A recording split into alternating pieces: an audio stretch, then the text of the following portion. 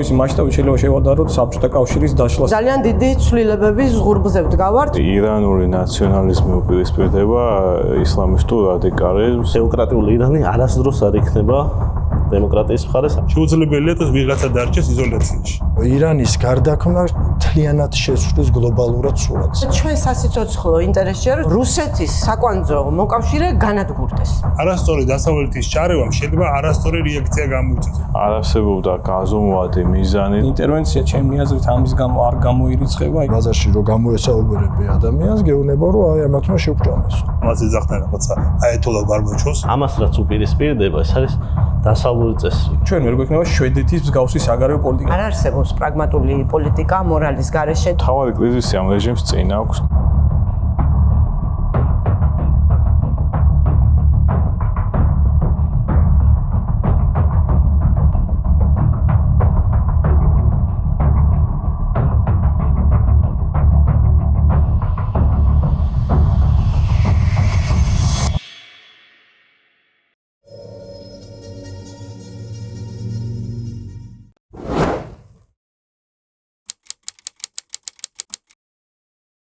ირანის როლის გასააზრებლად ძალიან კარგი სტატია სტივენ კოტკინის, რომელიც 2022 წელს გამოაქვეყნა, სადაც ის ლაპარაკობს ცივი ომის ვერდასრულებაზე და ამ ვერდასრულების მიზეზად დასახელებს ორ მნიშვნელოვან ფაქტორს. ერთი ეს არის ირანში 1979 წელს მომხდარი რევოლუცია და მეორე ეს არის ჩინეთის მოდერნიზაცია, ასე ვთქვათ. მოკლედ ეს ორივე მნიშვნელოვანი ამბავი აღმოჩნდა იმ თვალსაზრისით, რომ მიუხედავად საბჭოთა კავშირის დაშლისა, თავისუფალ სამყაროს აღმოაჩნდა კონკურენტები, რომლებმაც ტრანსფორმაცია განიცადეს. ამ შემთხვევაში ირანი აღმოჩნდა ის ქვეყანა, რომელმაც შეითავსა ძალის პროექციის როლი ახლო აღმოსავლეთში და ეს ძალა, რომელსაც ის ავრცელებდა, ეს იყო ანტიდასავლურობა, რომლის ბუნებრივი მოკავშირეები იყვნენ, რა თქმა უნდა, რუსეთი და ჩინეთი. ამ აზრით, თუ ირანის თეოკრატიული რეჟიმი იცვლება, ეგ იმას ნიშნავს, რომ შეიძლება ძალიან ფიგურალურად ჟღერდეს ამ შემთხვევაში, მაგრამ თავისი მასშტაბით შეიძლება შევადაროთ საბჭოთა კავშირის დაშლასაც კი ეს ცვლილება იმის გამო, რომ ეს თანამშრომლოვანი საფუძველი დასავლური თავისუფალი სამყაროს წინააღმდეგ ბრძოლას, რომელსაც ასრულებდა ირანი, მას ეცლება. როგორც ქართველი პოლიტიკოსი, რომელიც საკუთარ ამოცანად მივიჩნევს საქართველოს ეროვნული სუვერენიტეტის და ზოგადად ჩვენი ცივილიზაციური არჩევანის გადარჩენას, ირანის ისლამური რესპუბლიკა მიმაჩნია ჩვენი და თავისუფალი სამყაროს მტრად. შესაბამისად ვაფასებ. კონკრეტულად რო ჩავყვე, ირანი არის საკვანძო პარტნიორი რუსეთის უკრაინასთან ომში, 25 წელს იანვარში მათ მოაწერეს 20 წლიან ხელშეკრულებას სამხედრო დახმარების შესახებ და შესაბამისად ირანის დასუსტება და ირანის ისლამური რესპუბლიკის რეჟიმის ჩამოშლა ნიშნავს რუსეთის დასუსტებას. ამას გარდა 80-90% ირანული ნავთობის ექსპორტის მოიხმარს ჩინეთი, შესაბამისად ჩამოშლა იქნება დიდი დარტყმა ჩვენი ცივილიზაციური მტრის რუსეთის უფროსი ძმისთვისაც. ამას გარდა ჩვენ ამ ყველაფერს უნდა შევხედოთ კონტექსტში, იმიტომ რომ როდესაც ირანი აქ თქვათ ირყევა და სუსტდება, ამის პარალელურად უნდა შევხედოთ მოვლენებს ლათინურ ამერიკაში, რაც ლათინურ ამერიკაში ხდება. ამის პარალელურად უნდა შევხედოთ იმას, რომ ირანის უშუალო მეზობლები სომხეთი და აზერბაიჯანი რაზე თანხმდებიან ვაშინგტონში, ზანგეზურის დერეფანია მხედველობაში და ესე გავიაზრებთ, რომ ძალიან დიდი ცვლილებების ზღურბზე ვდგავართ. ჩვენ არ ვიცით ეს ცვლილებები როდის მოხდება, მაგრამ ერთი რაც ვიცით ის არის, რომ არათუ გვაწყობს ირანის ისლამური რესპუბლიკის ჩამოშლა, არამედ ჩვენ სასიცოცხლო ინტერესია, რომ ჩვენი ცივილიზაციური მტრის რუსეთის საკვანძო მოკავშირე განადგურდეს. დღევანდელი ირანის როლი რეგიონში არის ძალიან როგორ გითხრათ, ცუდი პრინციპში, იმიტომ რომ ის არის წყარო მთელი რეგიონის დესტაბილიზაციის, ის აკონტროლებს სხვადასხვა სახით ყველა ისლამურ უმცირესობას ფაქტობრივად რეგიონში აკონტროლებდა ყოველ შემთხვევაში 2025 წლამდე და ის ამას იყენებდა ყოველთვის რეგიონის დესტაბილიზაციისთვის საკუთარი გეოპოლიტიკური ინტერესების შესაბამისად. ვინაიდან ირანს არ აყავს ეთნიკური ნათესავები, მისი საგარეო პოლიტიკა ისლამური რევოლუციის შემდეგ ყოველთვის ეფუძნებოდა ისლამური უმცირესობების პოვნას, მათ შეიარაღებას იქ დაჯგუფებების გაჩენას და მე ამით პოლიტიკური გავლენის მოპოვებას. ესე მოხდა ჰეზბოლას შემთხვევაში ლიბანში, ესე მოხდა ჰამასის შემთხვევაში მაგრამ იქ სხვა ფაქტორები იყო, უფრო უმცირესობებში როგორც ანკლავის ფაქტორები იყო, ასე მოხდა ალავიტების შემთხვევაში, როდესაც ეხმარებოდა ბაშარ-ასადს და ჰუსიტების შემთხვევაში იემენში, ხო. სინამდვილეში ყველა ამ შემთხვევაში გაჩნდა არასტაბილური სკერა და ეს იყო ძალიან დიდი პრობლემა, არა მხოლოდ რეგიონს, არამედ მოქმედებდა ნავთობის ფასებზე ხშირად. ადამიანების ცხოვრება უარესობისკენ იცვლებოდა ხოლმე, არა მხოლოდ ირანში, არამედ მის ფარგლებს გაეცა და ეს უჯდებოდა ტრილიონობით დოლარი თავის ბირთვულ შეერაღების პროგრამასთან ერთად, რაც აკლდებოდა მე ირანის მოსახლეობას და მე ისინიც ძალიან ცუდ პირობებში ცხოვრობდნენ ამის გამო, ხო დღემდე. სინამდვილეში აქედან გამომდინარე, რა თქმა უნდა, თუ რეჟიმის დესტრუქცია მოხდება, ეს რა თქმა უნდა მხოლოდ კარგი იქნება რეგიონისთვის, ვინაიდან მთელი ეს შესაძლებლობა ირანს წაერთვა, რომელიც უკვე შეზღუდული აქვს, იმიტომ რომ ყასემ სულეიმანის კვლევებიდან დაწყებული დღემდე ძალიან შემცირდა ირანის შესაძლებლობები, კიდევ უფრო შემცირდა ბაშარ-ასადის დამხობის მერე, მას მერე რაც ისრაელმა ჰეზბოლა გაანადგურა ფაქტობრივად, ჰამასაც დაასუსტა და დღეს ჩვენ ვხედავთ იგივე ლიბანის ხელისუფლებას ფაქტობრივად ძელად ყავდა ერთ პერიოდი ჰეზბოლას, დღეს განიხილავს ამ იმ ადგილების დაკავებას რეგულარული ჯარით, სადაც ჰეზბოლა იდგა. სინამდვილეში ეს არის ძალიან კარგი, იმიტომ რომ ეს ნიშნავს, რომ ისრაელის დალაგება არაბულ სახელმწიფოებთან გაგრძელდება, როგორც ეს ხდებოდა 7 ოქტომბრამდე, როდესაც საამიროებთან გააფორმოს შეთანხმება, მეტი სტაბილურობა, მეტი კეთილდღეობა იქნება რეგიონში, რომელიც ჩვენზე აისახება, იმიტომ რომ ჩვენ ვართ ფართო აღმოსავლეთის ნაწილი. რა არის ირანი და რა მნიშვნელობა აქვს მას? დიდი ქვეყანა და ერთ რეგიონზე არ არის მიბუნი, გლობალური დატვირთვა აქვს. ირანი ესაზღვრება სპარსეთის ყურეს და სპარსეთის ყურის ქვეყნებს, მოსახლეობა არის 92 მილიონი, ძირითადად შიიტი მუსლიმი 90%-ზე მეტი და ანუ ძალიან მდიდარი ენერგორესურსებით, ხო? ბუნებრივი აირი, ნავთობი და ასე შემდეგ სხვა რესურსებით საკმაოდ ბევრი აქვს. ჩრდილოეთ ესაზღვრება კასპიის ზღვას, სომხეთს, აზერბაიჯანს, ანუ ბუნებრივად გავლენა აქვს თუ სპარსეთის ყურის ქვეყნების რეგიონზე და ქვეყნებზე, ასევე სამხრეთ კავკასიის რეგიონზეც, ხო, ესაზღვრება კასპიის ზღვას, ჩრდილო-აღმოსავლეთ ესაზღვრება თურქმენეთს, ანუ ცენტრალური აზიის მიმართულებითაც საკმაოდ მნიშვნელოვანია ირანი და ანუ დანარჩენი ქვეყნებიც დაუშვათ ავღანეთი, პაკისტანი, ერაყი, თურქეთი, ანუ საკმაოდ დიდ არეალს მოიცავს ირანი. არის მრავალეთნიკური, ყველაზე დიდი უმცირესობა არის თურქულენოვანი უმცირესობა, რომელიც დასახლებულია ჩრდილოეთ ირანში, კასპიის ზღვის სანაპირო ძირითადად, ну საკმაოდ დიდი მნიშვნელოვანი ეთნოსეთნიკური ჯგუფია, არის ქურთები, ბელუჯები, ლურები, ახტიარები და ასე შემდეგ. Ну არის კიდე მცირე ერები, როგორც არის ქართველები, სომხები, ებრაელები. რატო ვამბობ ამას? დღესდღეობით ირანის ისლამურ რესპუბლიკაში არ არსებობს ეთნიკური უმცირესობები, მათი აღქმით, არის რელიგიური უმცირესობები. შიიტი მუსლიმი არ აღიქმება როგორც ეთნიკური უმცირესობები, სინამდვილეში ეთნიკური უმცირესობები არის.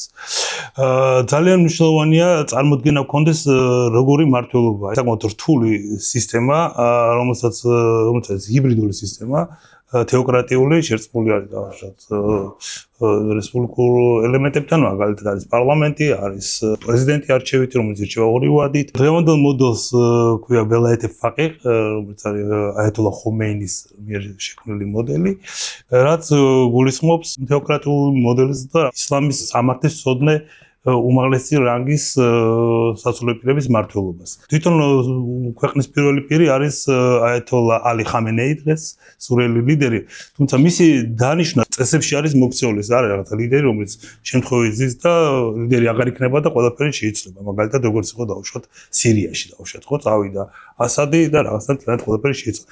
საკმაოდ კაფიო სისტემაა ირანში, მაგალითად, სულიერი ლიდერის არჩევა ხდება ძალიან გავლენიანი ექსპერტთა საბჭოს მიერ, რომელიც შედგება დაუშვათ 88 სასულიერო პირისგან და აი ამ ექსპერტთა საბჭოს არჩევა ხდება პირდაპირ არჩევით მოსახლეობის მხრიდან.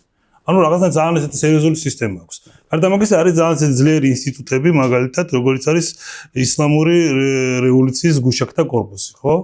რომელიც პრაქტიკულად პარალელური სტრუქტურაა ჯარის, რომელიც ექვემდებარება ჯარის და ეს კორპუსის ექვემდებარება სულიერ ლიდერს და ყველა იმ ელემენტ ატრიბუტიკით რაც აქვს ჯარს და პლუს პარამილიტარული დაჯგუფება, რომელიც აი ამ გუშაკთა კორპუსის ქვეშ არის, ბასიჩთა კორპუსი, რომელიც ყველა სფეროში არის წარმომადგენელი. ანუ საკმაოდ ბევრი ხალხია ჩართული აი ამ სისტემაში და საკმაოდ რთულია ეს რაღაცა მარტივ ცვლილებებზე რომ დავიწყოთ მათ საუბარი. რაც შეეხება ამ პოლიტიკურ სისტემას, იმის მიღმა, რასაც თქვენ უკვე ისაუბრეთ, არის რა თქმა უნდა ხელისუფლება ჩვეულებრივი, რომელსაც აი გამოვაკელით ეს ძალოვანი უწყებები, რომლებიც პარალელური სტრუქტურები ასევე აქვე იმას ვიტყვი, რომ გუშაქთა კორპუსი არა მხოლოდ მთავარი სამხედრო და რეპრესიული აპარატია, არამედ ის არის ერთი სხვი პოლიტიკოსების სამჭედლო, იმიტომ რომ მათი ყოფილი მეთაურები და მებრძოლები შემდგომში ძალიან მაღალ თანამდებობებს იკავებენ პარლამენტში თუ მთავრობაში და მეორე მხრივ მას აქვს ძალიან დიდი გავლენა ქვეყნის ეკონომიკაზე.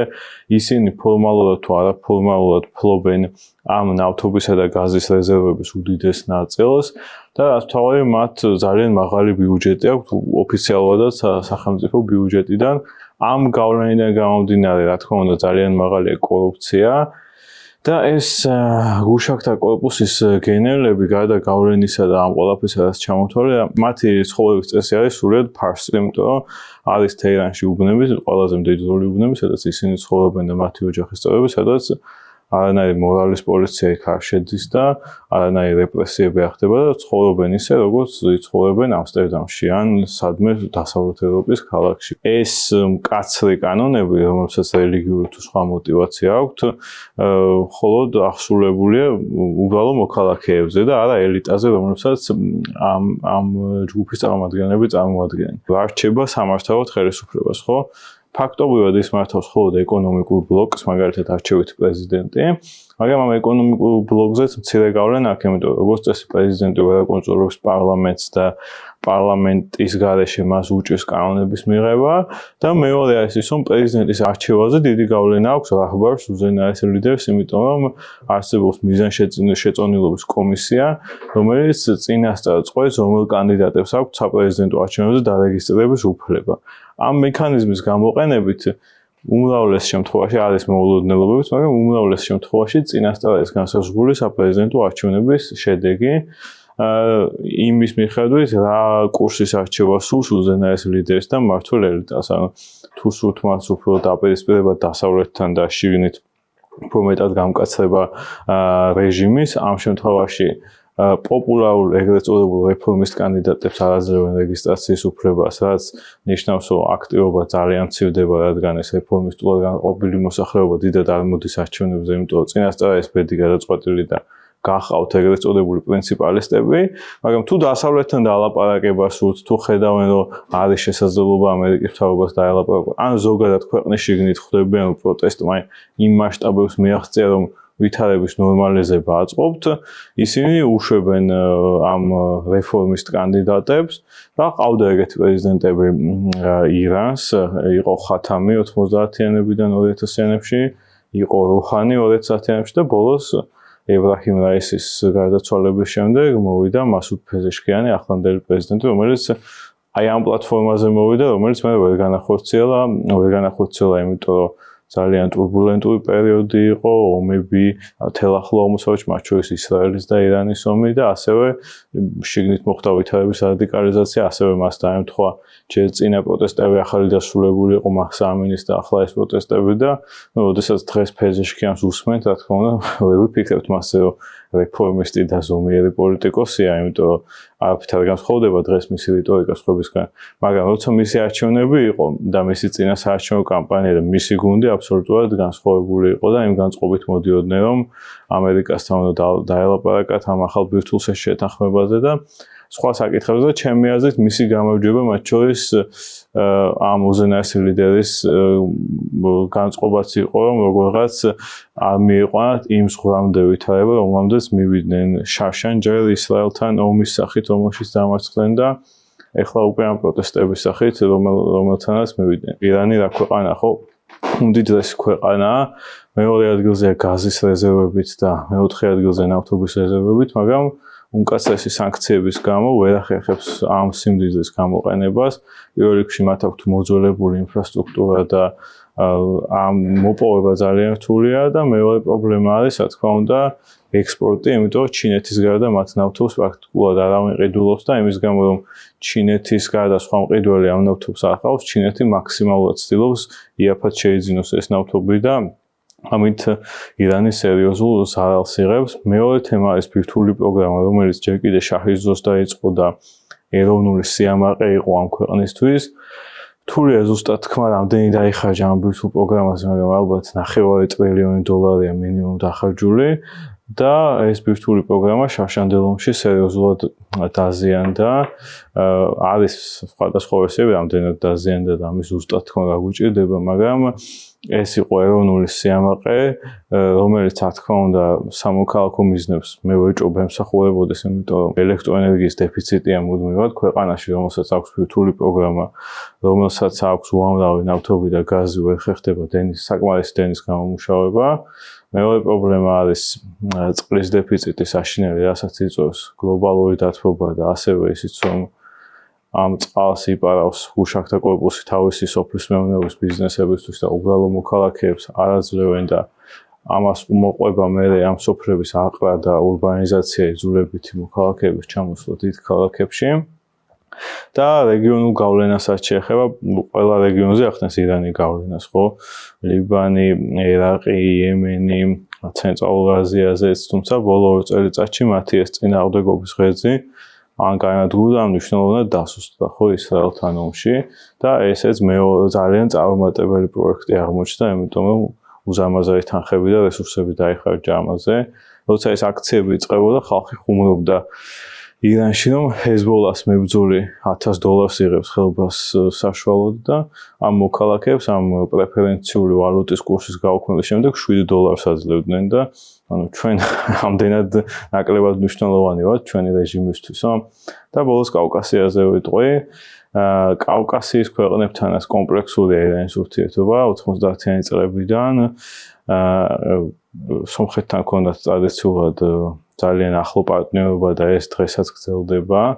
მათ შორის სამხედრო პარტნიორობაც, იმიტომ რომ ერთადერთი მეზობელი იყო საქართველოსთან ერთად ირანი, რომელთანაც მათ ჰქონდათ სავაჭრო ურთიერთობა და ასე შემდეგ და თავად აზერბაიჯანს ყოველთვის ცივი ურთიერთობა ჰქონდა ირანთან. საერთოდ 80-იანი წლების ბოლოს, როდესაც აზერბაიჯანში ეროვნული მოძრაობა დაიწყო, ერთ-ერთი პირველი შემთხვევები სწორედ ირან-აზერბაიჯანის საზღვარზე დაფიქსირდა, როდესაც საბჭოთა ბლოკპოსტები გაარღვიეს მოქალაქეებმა და პირველად გადავიდნენ იქაური აზერბაიჯანელები, აქაურ აზერბაიჯანელებთან შესახვედრად. და ეს კავშირი არსებობს კულტურული, თუმცა ამის მიუხედავად პოლიტიკურად ყოველთვის საფრთხე აღიქმებოდა ირანი აზერბაიჯანისთვის. თუმცა ვითარება მათი ურთიერთობა მუდმივად სტაბილურია, მაგრამ არის პერიოდული ესკალაციები, მაგალითად რამდენიმე წლის წინ თეირანში აზერბაიჯანის საელჩოზე მოხდა თავდასხმა ტერორისტის მხრიდან, დაცვის წევრი დაიღუპა და მაშინ ძალიან დაიძაბა ვითარება, თუმცა ახლა ნორმალიზებულია ეს ვითარება და საქართველოსაც მოკლედ შეიძლება ითქვას, რომ პრინციპში მეტნაკლებად სტაბილურია ჩვენი ურთიერთობა ირანთან და ამაზე გავლენას არ ახდენს ხელისუფლების ცვლილება არასდროს 90-იანი წლებიდან მოყოლებული, თუმცა ჩვენზე იმხელა გავლენა არ აქვს ირანში განვითარებულ მოვლენებს, ამდენიც ირანსა და აზერბაიჯანზე აქვს, განსაკუთრებით აზერბაიჯანისთვისა ეს მნიშვნელოვანი საკითხი, იმიტომ რომ აზერბაიჯანი ისრაელის სტრატეგიული პარტნიორია, ისრაელი ირანის მთავარი მტერია, აზერბაიჯანი ისრაელის განყიდულობს მილიარდობით შეიარაღებას და ისრაელი აზერბაიჯანის განყიდულობს მის მიერ მოხმარებული ნავთობის ნახევარზე მეტს. აქედან გამომდინარე ძალიან რთულია აზერბაიჯანისთვის ბალანსის დაცვა ამ ურთულეს ვითარებაში, თუმცა ჯერჯერობით წარმატებით ახერხებს ამას. ირანი არის 1000 წლოვანი სახელმწიფო რეგიონში. ჩვენ ვიცით, რომ თუ სახელმწიფოებობა უნდა არსებობდეს, უნდა არსებობდეს ძლიერი ბიუროკრატიული აპარატი. რეგიონში ჩვენს გარშემო ორი ძირითადი სახელმწიფო იყო ისტორიულად, რომელსაც ჰქონდა ძლიერი ბიუროკრატიული აპარატი, ეს იყო ბიზანტიის იმპერია, რომელსაც მერე დაშენდა ოსმალეთის იმპერია და ეს იყო ირანი. არაბეთის იმპერიაში სულ რამდენიმე 10 წლეული გაძლეს თვითონ არაბებმა მმართველობაში, ისევ ირანელებმა აიღეს, ასე ვთქვათ, ხელში არაბეთის იმპერიის სახელმწიფოებრივი გამართვა. ეს რაზე მიუთითებს? ეს მიუთითებს იმაზე, რომ ირანს როგორც ერთ სახელმწიფოს აქვს ძალიან დიდი არა მხოლოდ რეგიონული ამბიციები, არამედ სოფლიო ამბიციებიც, ატომური პროგრამა გულისხმობს მისი როგორც რეგიონის მთავარი დომინანტი ქვეყნის შენარჩუნებას. ცივი ომის დროსაც კი ირანი არ მოექცა არც ერთი ესე ვთქვათ მხარის არც საბჭოთა კავშირის და არც ამერიკის შეერთებული შტატების პირდაპირ გავლენის ქვეშ. თავიდან იყო ბრიტანეთის გავლენის ქვეშ და შემდეგ აი ისლამური რევოლუციის შედეგად მუდმივად, ასე ვთქვათ, ცდილობდა რომ შეენარჩუნებინა რაღაცა შუალედური მდგომარეობა. ფაქტიურად ირანთან როგორც სახელმწიფოსთან ჭიდაობა მიდის უკვე 10 წლეულებზე მეტია და ვერანაირად ვერ ხერხდება ამ ფაქტიურად რუდიმენტული წარმონაქმნის 21 საუკუნეში ასეთ სახელმწიფოებრივ წყობა პრინციპში უკვე მოძველებულია, როცა ვთქვათ ნახევარმოსახლეობას ჩალმა აქვს ჩამოფარებული და მუსიკა არის მის მაგალითად ქვეყანაში სერიოზულად მე ხა ორჯერ ვარ ნამოგზაურები ძალიან საფუძვლიანად და ძალიან დამთრგუნველია ზოგადი გარემო ის კი არსებობს ეს რაღაც უბნები და ასე ვთქვათ მიწისქვეშა ცხოვრება ირანში, მაგრამ საბოლოო ჯამში ეს არის ძალიან ტოტალურად დათრგუნული ფუნდამენტალისტური საზოგადოება, რომელიც იძულებული არის, რომ იყოს მუდმივი წნეხის ქვეშ. ირანმა ფაქტიურად შეითავსა ანტიდასავლური ფორპოსტის როლი მთლიანად რეგიონში, რომელიც მდიდარი არის ნავთობით და რომელიც მიმართაც პრინციპში მე-20 საუკუნის სადღაც ბოლომდე არსებობდა მხოლოდ დასავლური ეგრეთ წოდებული კოლონიალური ინტერესი. სადაც იყო ლაპარაკი, რომ ნავთობი აინტერესებთ, გაზი აინტერესებთ, საზოგადოებრივ გარდაქმნაზე თვითონ რეგიონში დასავლეთს დიდი ყურადღება არ გაუმახვილებია, იმიტომ რომ სხვანაირი სარწმუნება, სხვა მენტალობა, იმხელა დაშრევება არის, ასე ვთქვათ, განსხვავებული მენტალობის, რომ ამის გარდაქმნა სჭირდება ბევრად უფრო რთული მიდგომა. კი იყო დასავლური მცდელობები მუდმივი, რომ გაეცოცხლებინათ პრეისლამური ცივილიზაციები დაწყება ეს ფეხლევი რო არის ეს შახი. ძირითადად ხარდაჭერილი იყო დასავლეთის მიერ, თვითონ სახელიც ფეხლევი პრეისლამური სახელი არის, რომ აი ეს არის ფირდოუსის ქვეყანა, რომელიც ეს ტახტე ჯემშიდები და ესეთი რაღაც პერსეპოლისები და ასე როგორც ეგვიპტეში მოხდა გაცოცხლება, ვთქვათ, ფარაონული პერიოდის და არა იმ არაბული ასე ვთქვათ, პლასტის, რომელიც ფაქტიურად იქცა ანტიდასავლურ, ესე პოსტკოლონიალურ საზოგადოებაში ისლამი იქცა თვითგამორკვევის ერთ ძირითად საშუალებად ახლო აღმოსავლეთში. და ამის პირდაპირი რეალიზაცია მოხდა შიიტური აიათოლების და მოლების, ვთქვათ, სახელმწიფოში, რაც ჩვენ მივიღეთ. აქ ორი სირთულე არსებობდა. ერთი იყო ბრიტანული ინტერესი ნავთობის მიმართ და ამის წინააღმდეგ რაღაც ნაციონალისტური გალაშქრება მოსადეყის პერიოდში, როდესაც არჩეული იქნა დემოკრატიულად პრემიერ-მინისტრი, რომელიც ითხოვდა ნაციონალიზაციას პირდაპირ მნიშვნელობით ნაციონალიზაციას არ ითხოვდა, ითხოვდა ვთქვათ, რომ 50-50-ზე რომ იყოს, ესე იგი ვთქვათ, British Petroleum-ს ქონოდა 50 და ბრიტანელებს და 50 ყოფილიყო, ვთქვათ, თვითონ ირანელებს. აი ეს ძალიან უხეში ჩარევა მოხდა მაშინ დასავლეთის, ამას დასავლეთი ძალიან ნანობს ახლა თვითონ, იმიტომ რომ მოხდა ფაქტიურად მოსადეყის დამხობა. მანდაც მოსადეყის პერიოდში ძალიან საინტერესო იყო, რომ ერთმანეთს უპირისპირდებოდა ისლამისტური, ასე ვთქვათ, მენტალური დაშრევება ირანის საზოგადოების და მეორე სოციალური, ანუ კომუნისტების. მოსადეყს ჰქონდა რაღაცნაირი მიდგომა, რომ არც ერთი არ აეწია, ასე ვთქვათ, ზემოთ, მიუხედავად იმისა, რომ მის ხელისუფლების შენარჩუნებას აიათოლამ შეუწყო ხელი. აი ეს იყო პირდაპირი მინიშნება იმისი, რომ თუ არ იქნება გათვალისწინებული ამ საზოგადოების რაღაცნაირი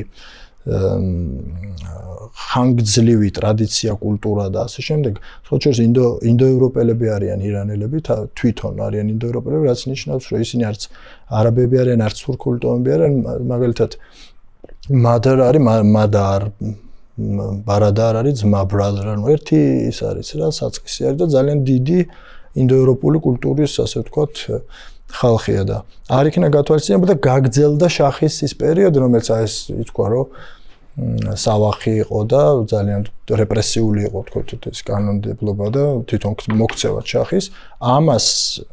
ამან გააძლიერა სწორედ ეს ისლამისტური ტენდენციები, რამაც მოიტანა 79 წლის რევოლუცია. 79 წლის რევოლუცია არ შემაგრდებოდა, რომ და თავდასხმა არ მომხდარიყო ირანზე ერაყის მიერ, რომელიც მეტწილად ხარდაჭერილი იყო დასავლეთის მიერ. და როდესაც აი სადამ ხუსეინი გაძლიერდა აძლევდნენ სხვადასხვა და დაზვერვით ინფორმაციებს და შემდეგ ფაქტობრივად სადღაც დაახლოებით 9 წელი გრძელდებოდა ეს ომი 100,000-ობით ირანელი დაიღუპა. ყველა შესასვლელში ქალაქების არის წმინდანები, რომლებიც დაეცნენ ბრძოლაში ერაყთან. ეს პოლიტიკა იყო ძალიან გააძლიერა შიგნიდან ფაქტიურად ეს ფუნდამენტალისტური რეჟიმი შიგნიდან გააძლიერა, იმიტომ რომ გარედან მტერი თვალნათელია, შიგნით ძლიერდება ეს. იგივე ეხება ვთქვათ ბუშის პერიოდი, როდესაც იყო და ორი ომი მიდიოდა ახლო აღმოსავლეთში, ერაყი იქნებოდა თუ ავღანეთი იქნება, მანამდე ისრაელის პოლიტიკა ზოგადად რეგიონის მიმართ იგივე პალესტინელებს, ეს ყველაფერი ყვებავს იმ ისლამისტურ და ფუნდამენტალისტურ რეჟიმს, რომელიც ფაქტიურად გამძვინვარებული არის ახლა და ის რასაც ჩვენ ამ წუთას ვხედავთ, უბრალოდ შეუძლებელი არის ასე არსებობა საზოგადოების გაგრძელდეს. თორე იდეოლოგიური და ასე ვთქვათ, რაღაცა ბერკეტები რეჟიმს დღემდე უჭირავს. იმიტომ არის, რომ ის ესე რთულად ირყევა. რა თქმა უნდა, ირყევა და მოსუსტებულია და ირანი სახელმწიფოა, როგორც აღინიშნა, აქ ყველა რეგიონთან აქვს, ასე ვთქვათ, წოდომა იქნება ეს ახლო აღმოსავლეთ, ცენტრალური აზია თუ პოსტსაბჭოთა სივრცე თუ თურქეთი ეს ღერძია ამ რეგიონის რა თავისი გასასვლელებით ხმელთაშუა ზღვაზე სხვადასხვა სირიებით და ასე შემდეგ ისევე როგორც სპარსეთის ყურეზე და ინდოეთის ოკეანეზე და ასე შემდეგ. ანუ ეს ძალიან რთული და დიდი სახელმწიფოა. ირანის გარდაქმნა მთლიანად შესვლის გლობალურად სურათს. ამიტომ არის ეს დაუნდობლობაც, ამიტომ არის სამხელა ინტერესიც, ამიტომ არის ის ძალა, რომელიც პრინციპში მთელი მსოფლიოს წინააღმდეგ ირანს ჯერ კიდევ აქვს. რეგიონის თვალსაზრისით იქნება მას ტერორისტებს უწოდებთ თუ სხვადასხვა რელიგიურ დაჯგუფებებს, სხვადასხვა ქვეყნებში იქნება ეს სირია, იემენი თუ სხვა. ირანის თეოკრატიული რეჟიმი შევიდა როგორც სტრუქტურულ, ისე იდეოლოგიურ კრიზისში, რომლის შედეგადაც იფეთქა პროტესტმა, წინააღმდეგობამ. რთული სათქმელია ამ წუთას რა ბედიელის ამ წინააღმდეგობას, თუმცა ერთი მნიშვნელოვნად შეიძლება იმის თქმა, რომ ირანის თეოკრატიული რეჟიმი ვეღარ იქნება ისეთი, როგორც არის ის დღეს.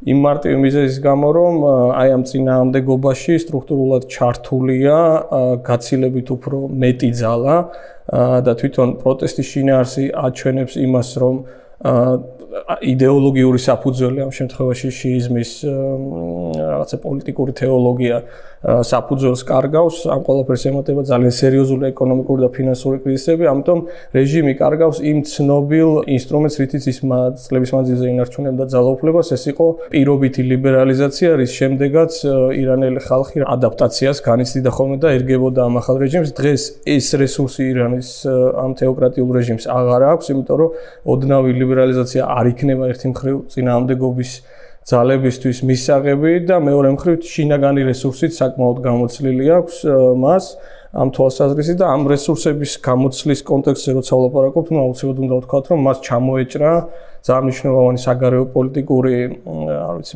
მაკრატლები, რითიც ის მოქმედებდა, ეს იყო ჰეზბოლა და ჰამასი, ანუ ამ შემთხვევაში საგარეო პოლიტიკური ინტერვენცია, რომელიც მოხდა იქ, შეიძლება ითქვას, არის მათ შორის ირიბი რაღაცა ფასილიტატორი, რომელმაც ხელი შეუწყო ამ დღევანდელ პროცესებს. მიუხედავად იმისა, რომ თითქოს პირდაპირ კავშირი ამ ორ რამეს, ანუ მანამდე არსებულ საგარეო ინტერვენციასა და ამ ეკონომიკური პრობლემების შორის თითქოს არ არსებობს, აშკარაა, რომ ამ ორმა რამემ შეუწყო ხელი ამ ყველაფერს. საპროტესტო პროცესი რაც ირანში დაიძრა, იმით გამოირჩევა ყველა წინა საპროტესტო ტალღისგან, რომ მოთხოვნები არის რადიკალურად განსხვავებული იმისგან, რაც აქამდე ისმოდა, ხო? 2009 წელს ჩვენ გვახსოვს საპროტესტო ტალღა, რომელიც თქვათ არჩევნების გაყალბებას აპროტესტებდა და სვამდა კითხვას, სად არის ჩემი ხმა. შემდეგ გვახსოვს იგივე საწვავის ფასებთან დაკავშირებული პროტესტი, თქვათ იგივე ქალთა უფლებებთან დაკავშირებული პროტესტი და ყველა ეს პროტესტი ითხოვდა რაღაც ცხოვრების ხარისხის გაუმჯობესებას, ითხოვდა უფლებებს არსებული რეჟიმისგან და ეს პროტესტი იმით განსხვავდება ყველა წინისგან, რომ რეალურად აიათოლების სიკვდილს ითხოვს და აქედან გამომდინარე იძლევა იმედს, რომ შეიძლება სხვაგვარად დასრულდეს. ანუ აქ ჩვენ ხედავთ პირდაპირ რელიგიის წინააღმდეგ გამოსვლებს ხედავთ და რატო ხდება ეს? ანუ ისლამის წინააღმდეგ კი არ გამოდის ეს ხალხი. რელიგია, როდესაც რეპრესიულ მანქანად არის ქცეული და ამ შემთხვევაში სულიერი ლიდერი განასახიერებს, ხო? რეპრესიულ მანქანას ეს ყველაფერი არის მიმართული ზუსტად აი ამ რეჟიმის უკვე ჩამოსაშლელად და მოთხოვნებიც არის შემდეგი და კიდე ერთი მნიშვნელოვანი მესიჯი რაც ისმის, რომ ალტერნატივას ხედავს ეს ხალხი, ანუ შახს ითხოვს, ფეხლავის ითხოვს და ამასთან დაკავშირებით ეს შეძახილებიც ისმის, ხო? და ხშირად უკავშირებ ხოლმე ზუსტად ამას ჩვენს პროტესტსაც, იმიტომ რომ ირანის პროტესტი მისულია იქამდე, რომ რეჟიმის ცვლილებას და კონკრეტულ ალტერნატივას ითხოვს. ჩვენი პროტესტი, აი თუ ამ კუთხით გავაანალიზებთ, ხო? ჯერ არ მისულა იქამდე, როდესაც მასობრივად ხალხი გამოვა და რეჟიმის გადადგომას მოითხოვს. ამ მხრივ, აი ამ კუთხით ვაფასებ ზუსტად მიმდინარე პროცესს და მიმაჩნია, რომ რეჟიმი ისეთი მორყეულია, რომ მისი დამხობა არა თუს, არამედ უფრო როდის საკითხია. ირანში დღეს ხდება ძალიან ცუდი რამ, ხალხი იბრძვის თავისუფლებისთვის, მაგრამ ისინი ვერ იმალჯობენ ჯერჯერობით რეჟიმზე, რომელიც მათზე ძალადობს უკვე 40 წელიწადზე მეტია, რეჟიმზე, რომელიც მათ ძალიან ცუდად ეხწევა ართმევს ელემენტარულ თავისუფლებებს, უგრძალავს ცხოვრების ყველა ნაწილში საკუთარი უფლებების გამოხატვას, მათ შორის ძაღლის ყოლას უგრძალავს, მაგალითად ჭადრაკის თამაშს, ბევრი ასეთ რაღაცას, ხო?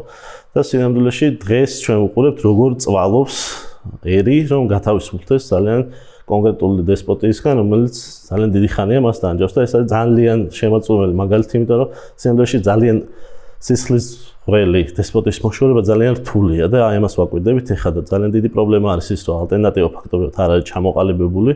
შეგიძლიათ არ არსებობს ოპოზიცია, იმიტომ რომ ოპოზიციას უბრალოდ არ აჭაჭანებენ, ხოცავენ ასეთ ხალხს და ამიტომ ძალიან ძნელია გარეძალებმა თუნდაც იმ კონკრეტული ყოფილი სამეფო დინასტიის წარმომადგენელმა ისე მოახერხოს ცვლილება, რომ ეს ალტერნატივა რეალისტურად ჩანდეს თვითონ ხელისუფლების მომხრეებისთვისაც კი, რომელთაც რაღაც მომენტში თავი უნდა დაანებონ, რა თქმა უნდა, ხალხის წამებას და იფიქრონ, ეს მათთვის ცუდი იქნება სამომავლოდ.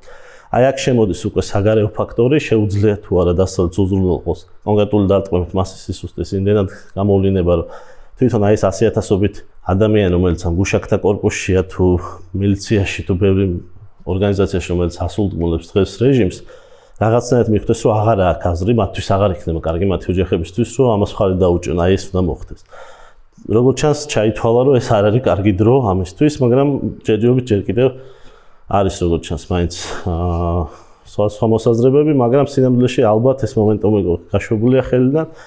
რაც ცუდია, იმიტომ რომ ეს რეჟიმი იქნება ისე დესტაბილიზაციის წყარო, მაგრამ მეორე მხრივ უნდა გვესმოდეს ჩვენ პარტნიორებს, ვინაიდან ეს არის ძალიან დიდი სახელმწიფო, რომელსაც ბევრი ბალისტიკური იარაღი აქვს, რომელსაც ძალიან ბევრი ეთნიკური და რელიგიური ფაქტორი ახლავს და იქ თუ დაიწყო დესტაბილიზაცია, იქნება ძალიან ძნელი ასატანი იმ სტაბილურობის ცენტრებისთვის, რომელიც ახლო აღმოსავლეთში დღეს არის, მაგალითად საუდის არაბეთისთვის, კატარისთვის, საამიროებისთვის და ასე შემდეგ. თუმცა აუცილებლად ეს დიდ სურათში იქნება ცუდი რეგიონისთვის, ვინაიდან ესეთი ირანი ისლამის რევოლუციის შედეგად მიღებული ის თეოკრატიული ირანი არასდროს არ იქნება დემოკრატიის მხარეს, არასდროს არ იქნება სტაბილურობის მხარეს, ვინაიდან არასტაბილურობა არის მისი ერთ-ერთი გარანტია ხელისუფლების შენარჩუნების. ყველაზე დიდი გამოსვლები იწყება 2009 წელს მასშტაბური, რომელიც უკავშირდება პრეზიდენტის არჩევნებს. მაგ მასშტაბის მანამდე არ ყოფილა ისლამური რევოლუციის შემდეგ. ირანის მოსახლეობა არის საკმაოდ ახალგაზრდა. მაგალითად, ისლამურ რევოლუციამდე მოსახლეობა იყო 35 მილიონი. და ძალიან სწრაფი ტემპით იზრდება მოსახლეობის ასაკი, რაც განსაკუთრებით ესეთია მომთხოვნი, რაღაც დაინტერესებული, რაღაც ცვლილებებისკენ და ასე შემდეგ. 2009 წლის მერე უკვე სხვადასხვა მომენტები იყო, ხო, იყო რაღაც საწვავის გაზვირებაზე იყო, დაუშვათ ქალთა უფლებები და ნუ აი ამ მასშტაბის, რომელიც დღეს არის, ფიქრობ არც ერთხელ არ ყოფილა. რითი გამოირჩევა მაგალითად დღევანდელი პროტესტი სხვა პროტესტებისგან. ახლო აღმოსავლეთში საერთოდ ძალიან დიდი მნიშვნელობა ენიჭება ბაზარს. ბაზარი რა არის, ხო, წვრილი ვაჭრები და საშუალო ვაჭრები. დავუშვათ წინა პროტესტებზე თუ დავაკვირდებით, ხო, იგივე 2009 წლის და ამ შემდეგ. მაინც უფრო რაღაც სხვა მოთხოვნები იყო, როცა არასოციალური. იყო 22 წელს უკვე სოციალური მოთხოვნები, ქალთა უფლებები, მაგრამ პრაქტიკულად მანამდე რაღაც სხვანაირი მოთხოვნები, უფლებების, ასე შემდეგ რაღაც მოდერნიზაციის მოთხოვნა, რაღაც მეტი თავისუფლების მიღება, ჩართული იყვნენ სხვა ფენები, დაუშვათ უფრო მეტი სტუდენტები, ახალგაზრდობა, ქალაქში მცხოვრები მოსახლეობა და დღევანდელი პროტესტი არის ძალიან განსხვავებული, იმიტომ რომ პრაქტიკულად მოიცვა გეოგრაფიულად მთელი ირანი, პრაქტიკულად ყველა პროვინცია ირანის და ყველა ფენას შეეხო. და რასაკვირველია მასშტაბებიც ბევრად დიდია და ხა ჯერ ძალიან ადრეა ლაპარაკი მსხვერპლზე რამდენია, იმიტომ რომ არ არის ზუსტი ინფორმაცია, არ გამოდის, დახურულია და ასე შემდეგ. არის საუბარი ათასებზე. რას სულის ეს ვითარება? აი დაუშვათ მოხდა იმ პროტესტის რაღაცნაირად ჩახშობა, კონტროლის ქვეშ მოქცევა, რამდენად შეცვლის ვითარებას. ეს პროტესტი უკვე გრძელდება, დაახლოებით ფიქრობ 20 წლიდან რეფორმატორი ხათამი მოვიდა რაფსანჯანის პროტესტი. ძველი გვარდიის წარმომადგენელი იყო ირანის establishment-ში, უკვე ხათამი მოდის და უკვე რაღაცა მეტი თავისუფლება იწყება, მას ეძახდნენ რაღაცა აეთოლა გარბაჩოვს, იმიტომ რომ რაღაც რეფორმებისკენ მიდიოდა. მე ხათამის მერე მოდის აჰმადინეჟადი, ისევ უკვე ბრუნდება ისევ ამ კონსერვატორულ ფლანგს ისკენ ზალაუფლება. დღესდღეობით რასაც უყურებთ, როგორც არ უნდა დასრულდეს ეს პროტესტი, გარდაუვალეს სერიოზული ცვლილებები. შეგვიძლია რამდენიმე სცენარი განვიხილოთ, ხო, დაუშვათ არსებული მართლობა ირანში დღეს ახერხებს კონტროლის ქვეშ მოგწევს მთელი რეჟიმის და ირანი აგზელებს ისევ რაღაც იმ წესებით ცხოვრებას. მაგრამ თავარი პრობლემა რა არის ახლა ამ ვითარებაში? არის ეკონომიკის პრობლემა, რომელსაც ვერაფრით ვერ უვლიან, იმიტომ რომ არის მძიმე სანქციებში ირანი, აქვს მჭიდრო თანამშრომლობა დაუშვათ იგივე ნავთობის მიმართულებით ჩინეთთან, საკმაოდ აქტიური თანამშრომლობა რუსეთთან, ჩინეთთან აქვს სტრატეგიული პარტნიორობის ხელშეკრულება 25 წლით გაფორმებული. სადაც ხდება ნავთობის პროდუქტების მიყიდვა ჩინეთისთვის და რეალურად ირანი ვერ ახერხებს, რაზეც საუბრობთ, თავისი სრული პოტენციალის გამოყენებას, ხო? რაღაცა ჩართული არის ახლო აღმოსავლეთში, კი ეხლა დასუსტა მისი პოზიციები ირან-ისრაელის კონფლიქტის შედეგად დაუშვათ 2025 წელს, მაგრამ პრაქტიკულად ყველგან ცდილობს იყოს ჩართული. შედარებით ნაკლებად დაუშვათ ალბათ სამხრეთ კავკასიის რეგიონზე როცა საუბრობთ, უფრო აქტიურად იყო ჩართული რაღაცნაირად სომხეთთან მიმართებით, იმიტომ რომ სომხეთი ძალიან დამოკიდებული იყო ირანიდან იღებდა მაგალითად ბუნებრივ აირს. აზერბაიჯანის თემა ძალიან საინტერესო ირანის მიმართებაში, იმიტომ რომ კიდევ ერთხელ ირანში ოფიციალური მონაცემებით მანდაც ცოტა ესეთი რთულია ზუსტი ციფრის ხომა, დაახლოებით 20 მილიონი აზერბაიჯანელი ცხოვრობს. საინტერესო ის იყო, რომ აი ამ გამოსვლების დროს აი ეს ეთნიკური რეგიონები, ეთნიკურად დასახლებული ისინიც ჩაოლებად იღებდნენ აქტიურად მონაწილეობას და იყო რაღაცნაირად ერთიანი მოთხოვნები. გაჩნდა ახალი ლოზუნგები, როცა ვლაპარაკობთ, ვადარებთ სხვადასხვა პროტესტებს, ხო, დაუშვათ 2009 წლის პროტესტი, 2022 წლის პროტესტი, 2017 წლის პროტესტი. გაჩნდა ახალი ლოზუნგები. მაგალითად, ძალიან აქტიურად ისმოდა მონარქიის დაბრუნების ლოზუნგი. მაგალითად, ძალიან აქტიურად იყო კრიტიკა სასულიერო პირების. მე არ ვიტყოდი, რომ ეს არის ანტიისლამური ლოზუნგები ან ისლამის წინააღმდეგ. მე წარმოუდგენლად მესახება ირანში რაღაც ანტიისლამური მოძრაობა დაიწყოს, ეს უბრალოდ არის რაღაც მართველი კლასის მიმართ რაღაცნაირად კრიტიკა, მართულ კლასს კი წარმოადგენს სასულიერო ფენა. რაც შეეხება მონარქიის დაბრუნებას, ბევრი სპეკულაცია, ხო, როგორ უნდა დაბრუნდეს, რანაირად. ესეთი, წინა პერიოდის მონარქიის პერიოდი, ფეხლევიანთა დინასტია, რომელიც მოვიდა 1925 წელს, რეზა ფეხლევი, მე უკვე გააგზავნა მოჰამედ რეზამ, მისმა შვილმა. რეალურად ისიც არ იყო რაღაცა ფანტასტიკური უთქიმნეულო გადასარევი პერიოდი, ბევრი პრობლემებით, ნავთობის ნაციონალიზაცია ახსენეს 50-იან წლებში მოსადეგის პერიოდი, თეთრი რევოლუციის ეგრეთ წოდებული დაუშვათ შაჰის მიერ ჩატარებული 60-იან წლებში რეფორმები, რომელიც საკმაოდ წარუმატებელი იყო და შეიძლება დიდი ალბათობით რაღაცნაირად ხელიც კი შეუწყო შემდგომი ისლამური რევოლუციის მოწყობას. მონარქის ფიგურა მაინც და მაინც პოპულარული არასოდეს არ ყოფილა ირანში. გარდა მაგისა და როცა საუბრობთ ამ მონარქიის დაბრუნებაზე, ამ დგოლისხმობა კონსტიტუციურ მონარქიაზეა საუბარი და არა რაღაცა სრულფასოვანი მონარქიის აღდგენაზე. და რაღაც გარდამავალ პერიოდზე. მიზეზი მთავარია თქმა უნდა ეკონომიკური უკმაყოფილება, რაღაც წარმოუდგენელი რიცხვებია, ხო, როცა $1 არის 1.5 მილიონი რეალი.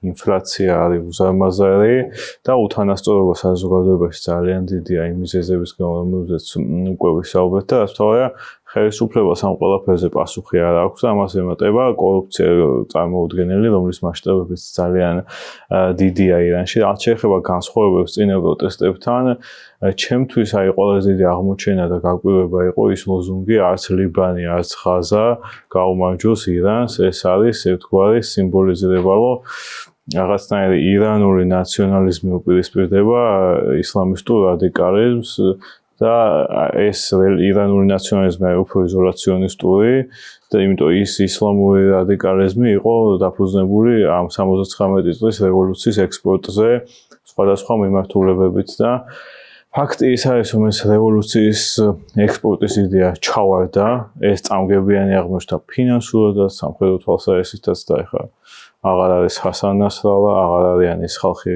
ვინც ამ ყველაფერს კურირებდა, ყასემ სულეიმანი მოკლეს 6 წლის წინ და ანუ ეს პროექტი, რაზეც იდგა ეს რეჟიმი, ჩამოეშალა, ამიტომ გარდა იმისა, რომ ხალხს სურს ეკონომიკური წარმატება და ხალხს სურს ეს კორუფციის აღმოფხვრა და ასე შემდეგ, ხალხს ასევე სურს, რომ დასრულდეს ქვეყნის გარეთ მილიარდების და ათეულობით მილიარდების ხარჯვა იმ პროექტებში, რომელსაც არაფერი კარგი არ მოაქვს ირანისთან, გარდა იმისა, რომ პირიქით მათ ტერიტორიაზე გადმოვიდა უკვე ომი, შაშანის ნახეს და იმ ომშიც ძალიან ცუდად დამარცხდნენ. საკმარისია, რომ გარედან იყოს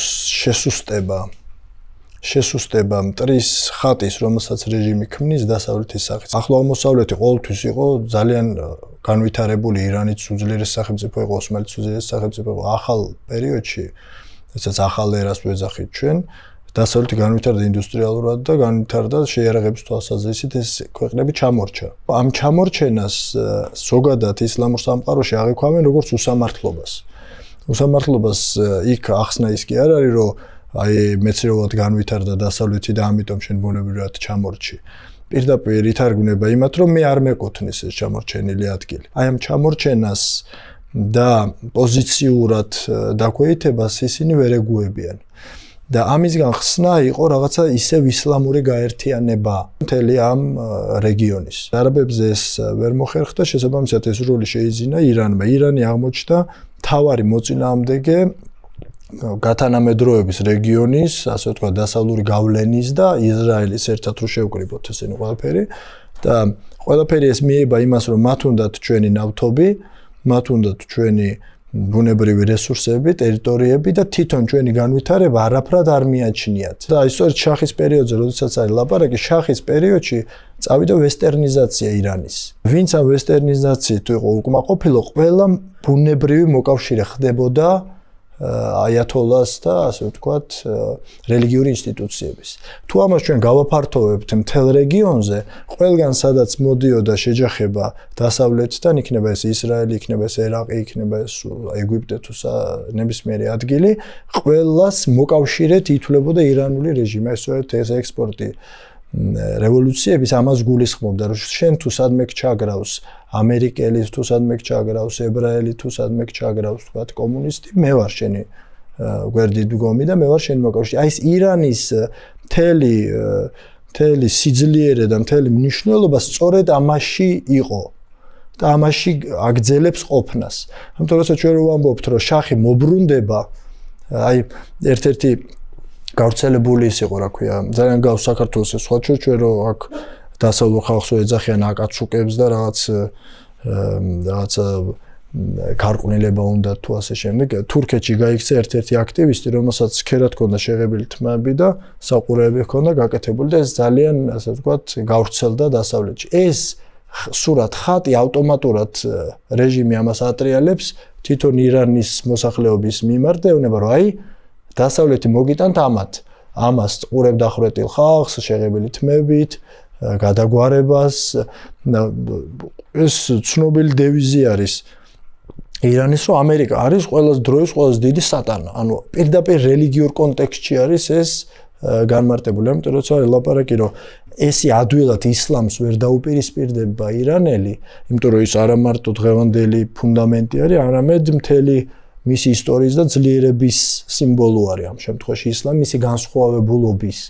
და ჩვენ როცა ვლაპარაკობთ მაგალითად რომ უნდა გქონდეს ატომური იარაღი თუ არა ირანს, ეს სწორედ ამ კონტექსტში განიხილება, რომ უნდა გქონდეს ისლამისტურ სახელმწიფოს თავისი ზესახელმწიფოებრივი სათქმელი მსოფლიო ოჯახში.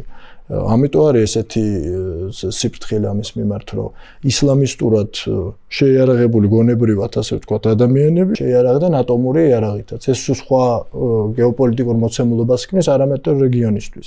ამიტომ დღეს რაც ხდება ირანში არის ის, რომ შეძლებს თუ არა ირანული საზოგადოება თავად მოახდინოს ცვლილება ყველა იმ გარე ფაქტორის გათვალისწინებით, რომელსაც რეჟიმი მომართავს მათ წინააღმდეგ.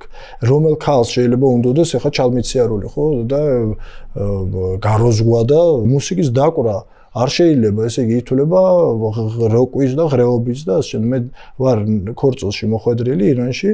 ზედა სართულზე იყვნენ მამაკაცები, მხოლოდ შავებში ჩაცმული, ერთმანეთს ეცეკვებოდნენ ასეთი სანახაო წარმოუდგენელი რაღაცა მარტო მამაკაცები და ქვედა სართულზე იყვნენ მარტო ქალები და ბავშვები. ქალები არც ეკვებოდნენ, ბავშვები დარბოდნენ. აი ამ სისტემაში როგორ შეიძლება უნდოდეს ათასწლოვან სახელმწიფოს და კულტურას არსებობა, ხო არ შეუძლია. ამიტომ თუ ეს რაღაცა ისლამისტურ გეოპოლიტიკურ რაღაცა ის მოეხსნება ამას, ანუ გაუფასურდება თვითონ საზოგადოებისთვის, როგორც მდგენელი, ცვლილება არის გარდაუვალი და ძალიან მყისიერი იქნება. ეს იქნება სოციალურ ნიადაგზე, ეს იქნება სანქციების გამო გამოწვეული, ეს იქნება თვითონ უთანხმოებით გამოწვეული, აღარ გვინდა ასეთი მოლები ბაზარში რომ გამოესაუბრებე ადამიანს, გეუბნება რომ აი ამათმა შეგჭამესო. პირდაპირ მიგითითებს აი ამ თავსაბურავზე. ამიტომ ის რომ ჩვენ გესმის ირანის პრობლემა არ ნიშნავს რომ მათ არ ესმით ეს პრობლემა. ძალიან კარგად ესმით მათ ეს პრობლემა, უბრალოდ რეჟიმს აღებული აქვს შეიარაღებაში რომ მე ვიბრძვი საკრალური მიზნებისთვის, ისლამის გადასარჩენად, გარყვნილების წინააღმდეგ, რეგიონის დასაცავად, ჩაგვრისგან, დასაცავად, ისრაელისგან, დასაცავად, ამერიკისგან. აი ეს დასავლური ბრძოლის ფორპოსტად არის ქცეული, რაცაც ეწირება თვითონ საზოგადოება. ეს ანტიისრაელური განწყობები, არ ვიცი რამდენად სწორად ჩათვლით თქვენ ამის ხოლმე, ჩემი აზრით ძალიან თავსმოხვეულია ირანელების, თვითონ ირანული საზოგადოება არასდროს არ ყოფილა ანტისემიტური და ანტიისრაელური. 79 წლის რევოლუციამდე შესანიშნავი ურთიერთობა ჰქონდა ირანს და ისრაელს. არაფორმალურად ისრაელის საელჩოც არსებობდა თეირანში. ისრაელი იყო სავაჭრო პარტნიორი ირანის და აშენდა ნავთობსადენს კი აშენდა ელათიდან აშკელონამდე, რომელთაც მერე ევროპაში ხდებოდა ირანული ნავთობის ექსპორტი და თავად ისრაელს ირანისგან იღებდა ნავთობს. თანამშრომლობდნენ სპეცსამსახურები, ავსთავარია ირანს არ ქონია ისრაელთან ომის წამოა, ხო, რაც ქონდა დაუშვათ ეგვიპტეს, სირიას, იორდანიას, ირანს არ დაუკარგავს ისრაელთან ომებში არც ტერიტორია, არც სამხედროები და ერთგვარად ეს ორი სახელმწიფო იყვნენ ბუნებრივი მოკავშირეები. და დღესაც ჩემი აზრით, ეგეთი კვლევა არასდროს არ ჩატარდება ალბათ ირანში სანამ ეს რეჟიმი, მაგრამ საზოგადოებრივი აზრის კვლევა რომ ჩაატარო, არაბულ ქვეყნებში ტარდება, მათ შორის იმ არაბულ ქვეყნებშიც, რომლებსაც დღეს ნორმალიზებული აქვს ისრაელთან ურთიერთობები ეგვიპტეში, იორდანიაში და იქ ძალიან მაღალია ისრაელის საწინააღმდეგო განწყობები. ჩემი აზრით, დღეს ახლო აღმოსავლეთის ქვეყნებში რომ ჩაატარო კვლევა, ყველაზე ნაკლები ანტიისრაელური განწყობა იქნება ირანში. ჯერ ერთი იმიტომ რომ ეგ წამები არ აქვს, ასე ვთქვი და მეორე, რადგან ეს რეჟიმი განასახიერებს ანტიისრაელურ განწყობებს, ეს ავტომატურად ნიშნავს, რომ ამის საწინააღმდეგო იქნება საზოგადოებრივი განწყობაც. რაც შეეხება იმას, ამ რეჟიმის პოლიტიკა წარმოადგენს თუ არა ხალხის განწყობას, ამის ერთ-ერთი ინდიკატორი სწორედ არის ის, რაც ვახსენე, რომ 2017 წლიდან მცირდება საპრეზიდენტო არჩევნებზე აქტივობა ძალიან. ბოლოს ფეზეშქიანიც აირჩიეს, პირველ ტურში იყო 40%, ხოლო აქტივობა მეორე ტურში 48%, რაც ძალიან ცოტაა ყველა ქვეყნისთვის და განსაკუთრებით ირანისთვის.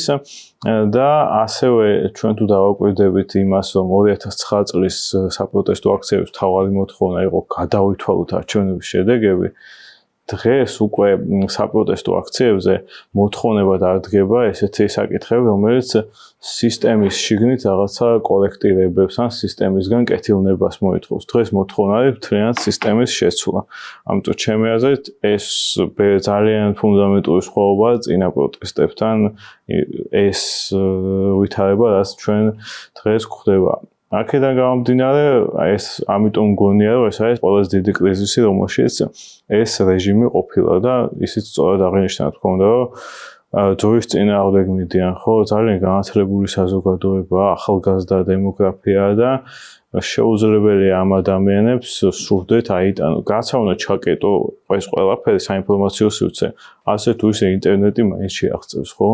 Starlink-ებით თუ სხვა გზით იქნება თუ იმოგზაურებს ხალხი 4 მილიონი არის ირანული დიასპორა, იმ ხალხს ნათესავები ყავს ირანში. აქედან გამომდინარე ძვრის წინააღმდეგ როცა მიდიხარ, ძალიან რთულია, მით უმეტეს ასხედავენ ირანელები კიდე ერთი ფაქტორი რაც არის. სხვა არაბული ქვეყნები, რომლებსაც ირანის ეს რეჟიმი ამერიკის მარიონეტებად აცხადებს, ეს ამერიკის მარიონეტობა ცოტა ხნით თუ დავივიწყოთ, იქ რამე დიდი ლიბერალიზაცია არ მოხდა, ხო, ახლა საუდის არაბეთში თუ იმას არ ჩავთვლით, თუ ქალებს მართვის მოწმობის აღების უფლება და კინოში შესვლის უფლება მისცა მოჰამედ ბინ სალმანმა, არ გამხდარა ჰოლანდია და ბელგია, საუდის არაბეთი. ამის მიუხედავად ის ტრადიციული ფასეულობები და ისლამური არის საუდის არაბეთში, მაგრამ ბევრად მდიდარია საუდის არაბეთი, ხო, აი ეს კი შევადარებთ იმას და რესურსები ამ ქვეყანასაც აქვს. მაგრამ ეს ქვეყანა ძალიან ღარიბია და სისტემურ კორუფციაში და სისტემურ პრობლემებშია ჩაფლულია.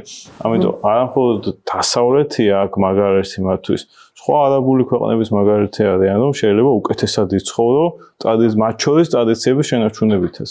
იდეოლოგიური რეგიონული ანტიდასავლური კონტექსტი არის მოხვეული თავზე ირანულ საზოგადოებაზე. ამაზე ლაპარაკი. და როდესაც ეს იდეოლოგიური რეგიონული კონტექსტი იმდენად გაფერფთალდება და იმდენად დაკარგავს აზრს, რომ რეჟიმი ვერაფერს ვერ დაეფუძნება, ცვლილებას მაგ მომენტში უნდა ველოდოთ ჩემი აზრით ყველაზე მეტად, რომელიც სრულად იქნება მხარდაჭერი საზოგადოებისგან და ვფიქრობ, რომ ეს ძალიან ახლოს არის უკვე, იმიტომ რომ რადგანაც გახსნილია ირანი ძალიან დიდი სახელმწიფო ესე ვერ ჩაკეტავ თქვა, კორეასავით და ასე შემდეგ, არც კულტურულად ვერ ჩაკეტავ და ვერც გარედან ვერ ჩაკეტავ. და ეს ანტისემიტიზმი იქნება თუ ანტიდასავლური განწყობილებები და ასე შემდეგ, ეს თვითონ ქვევიდან არ მოდის. შეხება ისრაელთან ურთიერთობას აბსოლუტურად ლოგიკურია ისრაელთან უფრო კაი ურთიერთობა ვიდრე ცუდი, იმიტომ რომ არავითარი საზღვარი არ აქვს ისრაელს და ირანს ერთმანეთთან და არანაირი გეოპოლიტიკური პრობლემები ერთმანეთში არ არის, ხო? ორივეს აქვს რთული ურთიერთობა არაბულ სამყაროსთან, ირანს აქვს ტრადიციულად რთული ურთიერთობა ყურის ქვეყნებთან, რამდენიმე წელს წინ საუდის არაბეთთან პრაქტიკულად ცივი ომის მდგომარეობაში იყო, იემენში სერიოზული დაპირისპირება ირანსა და საუდის არაბეთთან, ანუ შესაბამისად ირანს და ისრაელს პრინციპში გასაყოფი არაფერი არ აქვს. მსგავსი გეოპოლიტიკური გამოწვევები აქვს. ერთადერთი რითიც არის განპირობებული ისრაელთან ირანის დაპირისპირება, ეს არის იდეოლოგიური დაპირისპირება ისლამი და ნუ რაღაცნაირად აი ამ კონტექსტში არის ისრაელი მთავარი მტერი. ორი მტერი ყავთ, ხო, დიდი ესე იგი ამერიკა, შაიტანე ბოზორგ და შაიტანე კუჩეკ პატარა მტერი არის ისრაელი. შეიძლება ითქვას, რომ მაგალითად სიტუაციის შეცვლის შემთხვევაში მოკავშირე იქნება ღიად ისრაელი-ირანი. თუ დაუბრუნდებით და გავიღებთ იმ მაგალითს, რაც იყო და შაჰის დროს 79 წლამდე, საკმაოდ მჭიდრო თანამშრომლობა იყო ისრაელსა და ირანს შორის. როგორ იქნება მომავალში პროგნოზები ძნელი გასაკეთებელი? თუ შევხედავთ დღევანდელ პროტესტს და დღევანდელ განწყობას, საერთოდ არის აგრესია მოსახლეობაში ისრაელის მიმართ. ირანზე როცა ვლაპარაკობ და ვადარებთ იგივე მეზობელ ქვეყნებს, საკმაოდ განათლებულია არაბულ ქვეყნებში ვახსენეთ, რომ მართვის მოწყობა რამდენიმე წლის წინ, თუმცა 10 წლის წინ მისცეს ქალებს უფლება, მაგრამ ირანში არასდროს არ ყოფილა ეს დიდად შეგოჭიდი. ხმის უფლება შაჰის დროს მიიღეს და იმის მერე არც ისლამურ რესპუბლიკას არ გაუქმებია ქალების ხმის უფლება. საკმაოდ აქტიურად არიან ქალები ჩართული და ცხოვრებაში განათლებას იღებენ, საკმაოდ ბევრი და კარგი უნივერსიტეტი აქვს და საკმაოდ ბევრს მოგზაურობენ და საკმაოდ დიდი დიასპორა აქვს. ანუ დიდ გავლენას ახდენს ირანის მოსახლეობას. ანუ რეგიონში თუ შევხედავთ, ხო იგივე განათლების დონე საკმაოდ მაღალ დონეზე დგას. ანუ შესაბამისად მომავალში რასაკვირველია ირანი უფრო ჩემი აზრით საკმაოდ დიდი პერსპექტივა აქვს, უფრო აქტიურად გავითარდეს და უფრო წინ წავიდეს და რაღაც პროგრესი განიცადოს.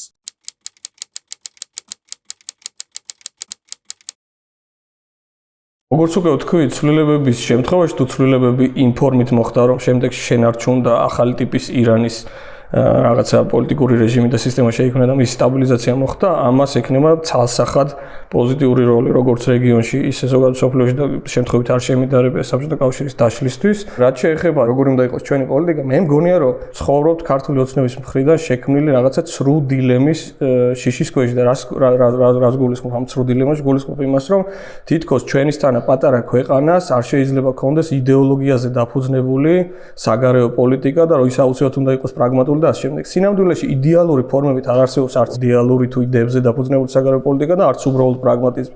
ყველა ქვეყანა ამოდის საკუთარი კონტექსტიდან. გასაგებია რომ ამ რეგიონში ჩვენ მოგვიწევს როგორც პრინციპ შემთხვევაში პრაგმატიზმის, ისე რაღაც ტიპის იდეოლოგიური გადაწყვეტილების მიღება და საგარეო პოლიტიკის დაფუძნება და ეგ ვერანაირად ვერ იქნება, თქვა, ჩვენ ვერ გვექნება შვედეთის მსგავსი საგარეო პოლიტიკა. ეგ არის სრულიად ცხადი, თუმცა ოცნება რა დილემას გვექნეს, იცით რომ თითქოს საგარეო პოლიტიკური პრაგმატიზმი ამ ვითარებაში იმთავით მე გულისხმობს დასავლეთთან კონფრონტაციას და ეგ არამს არ გულისხმობს ამას ძალიან მარტივად შეიძლება ამ ქვეყანაში არსებობდეს პოლიტიკური ხელისუფლება, რომელიც ერთი მხრივ მოკავშირეა ამერიკის შეერთებული შტატების და ევროკავშირის და მეორე მხრივ არის პრაგმატულ ურთიერთობებში ისეთ ოდიოზურ ხალხთან, როგორიც ჩვენს სამეზობლოში არის, ხო? ანუ შენი დასავლელი პარტნიორები იმ შემთხვევაში თუ შესაბამისად იქცევი ამ ტიპის საგარეო პოლიტიკურ სუვერენიტეტს გაძლევენ და ყველას კარგად ესმის, რომ შეიძლება ამ ტიპის ურთიერთობებში იყო ვიღაცასთან. ეს ჩვეულებრივი ამბავია. არა ვარ მე ხა ირანის სპეციალისტი, მაგრამ რასაც ვკითხულობ, რამდენიმე სცენარს ვარაუდობენ.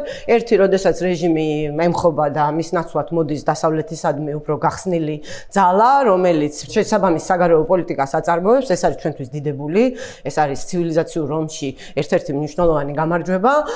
არის მეორე ვარიანტი, რომ ვთქვათ, ეს სულიერი ლიდერი სწორედ იმის გამო, რომ რელიგიაზე მიდის შეტევა, გაიწიოს და ვთქვათ, სამხედროებმა გააგრძელონ ქვეყნის კონტროლი. ამ შემთხვევაში ბევრი არაფერი შეიცვლება, მაგრამ მაინც მნიშვნელოვანი რყევა იქნება ჩვენი ცივილიზაციური მტრის რუსეთის დასასუსტებლად და მესამე ვარიანტი, რომ ვთქვათ, არეულობა დაიწყოს, იმიტომ რომ ერთია შენ, როდესაც რეჟიმს ამხობ, ეს უფრო იოლია, ვიდრე ის, რომ მე შენ განაიარაღო ის მილიცია და ის შეიარაღებული ბანდფორმირებები. კიდევ ერთი, რაც არის ძალიან მნიშვნელოვანი, არეულობის საფრთხე ჩვენთვისაც საფრთხის შემცველია, განსაკუთრებით იმ ინფილტრაციის პირობებში, რა ინფილტრაციასაც ჩვენ ახლა ვხედავთ ირანის რეჟიმიდან, ხო? პირველად არის, რომ საქართველოში კერძოდ ქვემო ქართლში ტარდება აქციები სოლეიმანის და ნასრალას პლაკატებით, ხო?